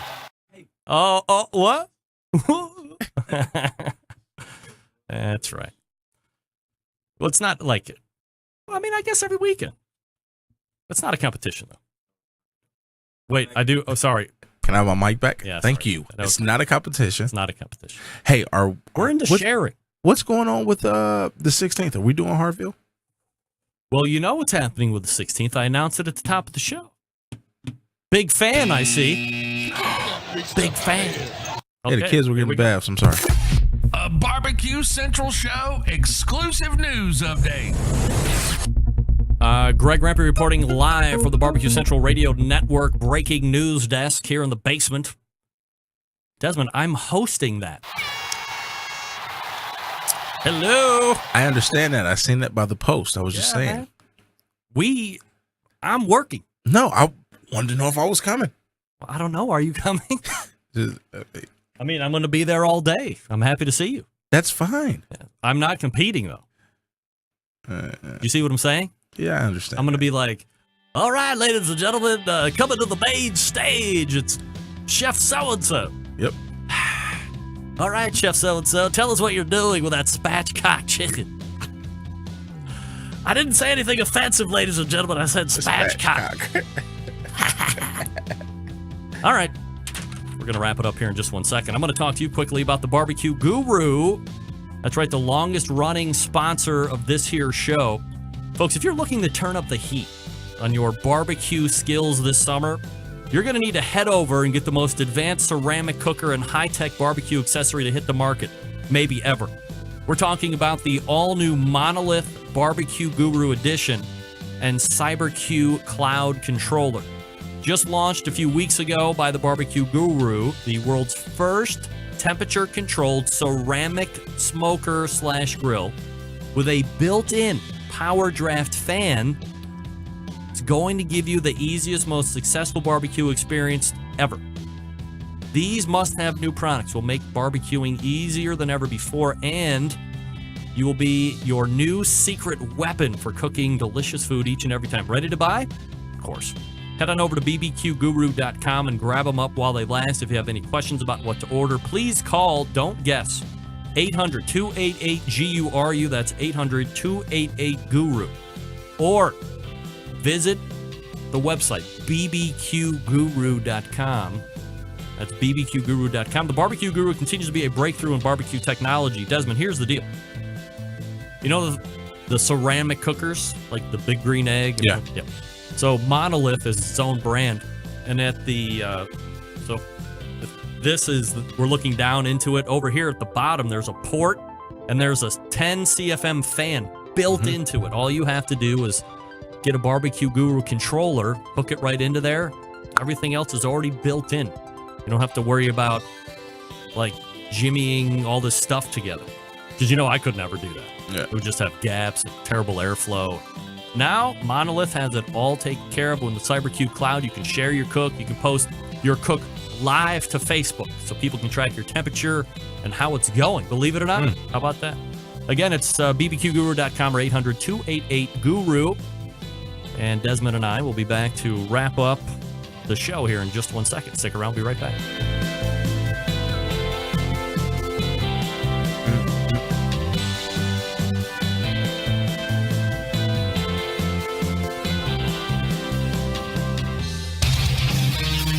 Whole packers, full racks, legs and thighs, injecting butts.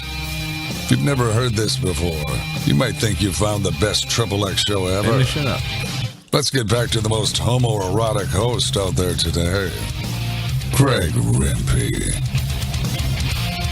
Thanks again to Blaine Hunter for joining me last segment, talking about the big win at the American Royal Open. That's amazing. 400 teams. 400. Let me tell you what the best thing he said all interview was. I got loaded and screwed up my invitational side. I had to dial back in. And when he dialed in, guess what? He won. Won it. What's up, Bob? More than 3 times more.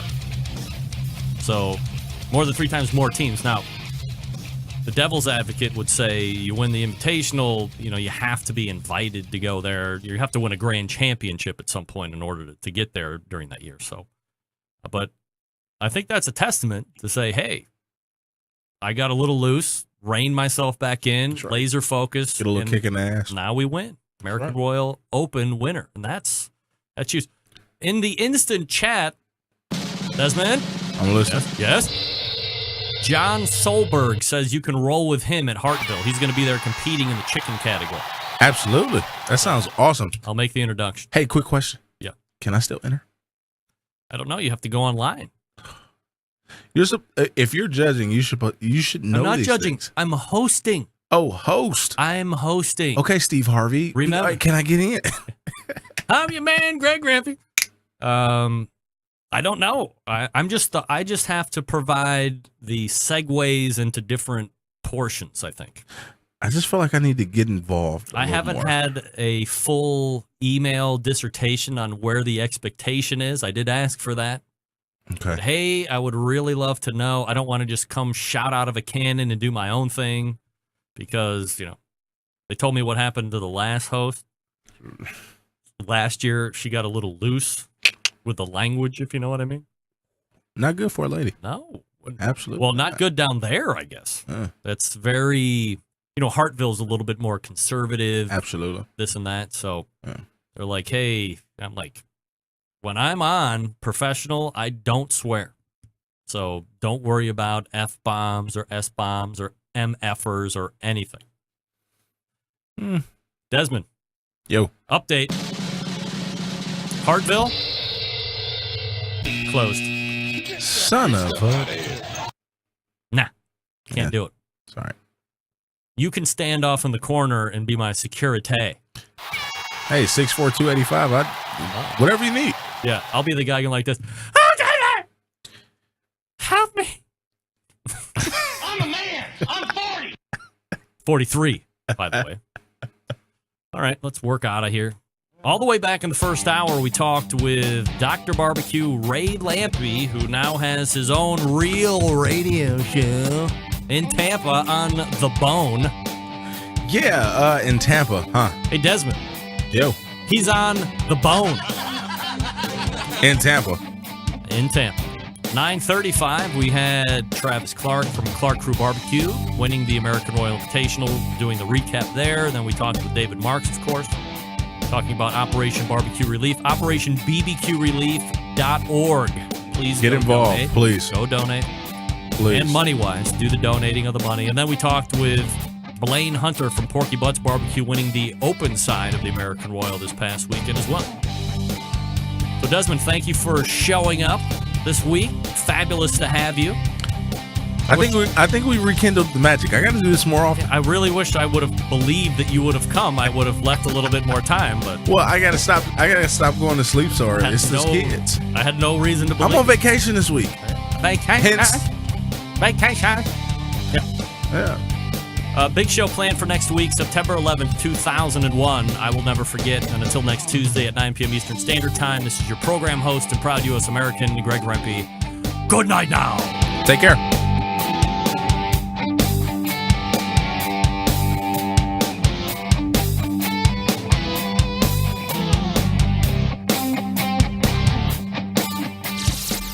This is Jim Minion from Two Loose Screws. I'm listening to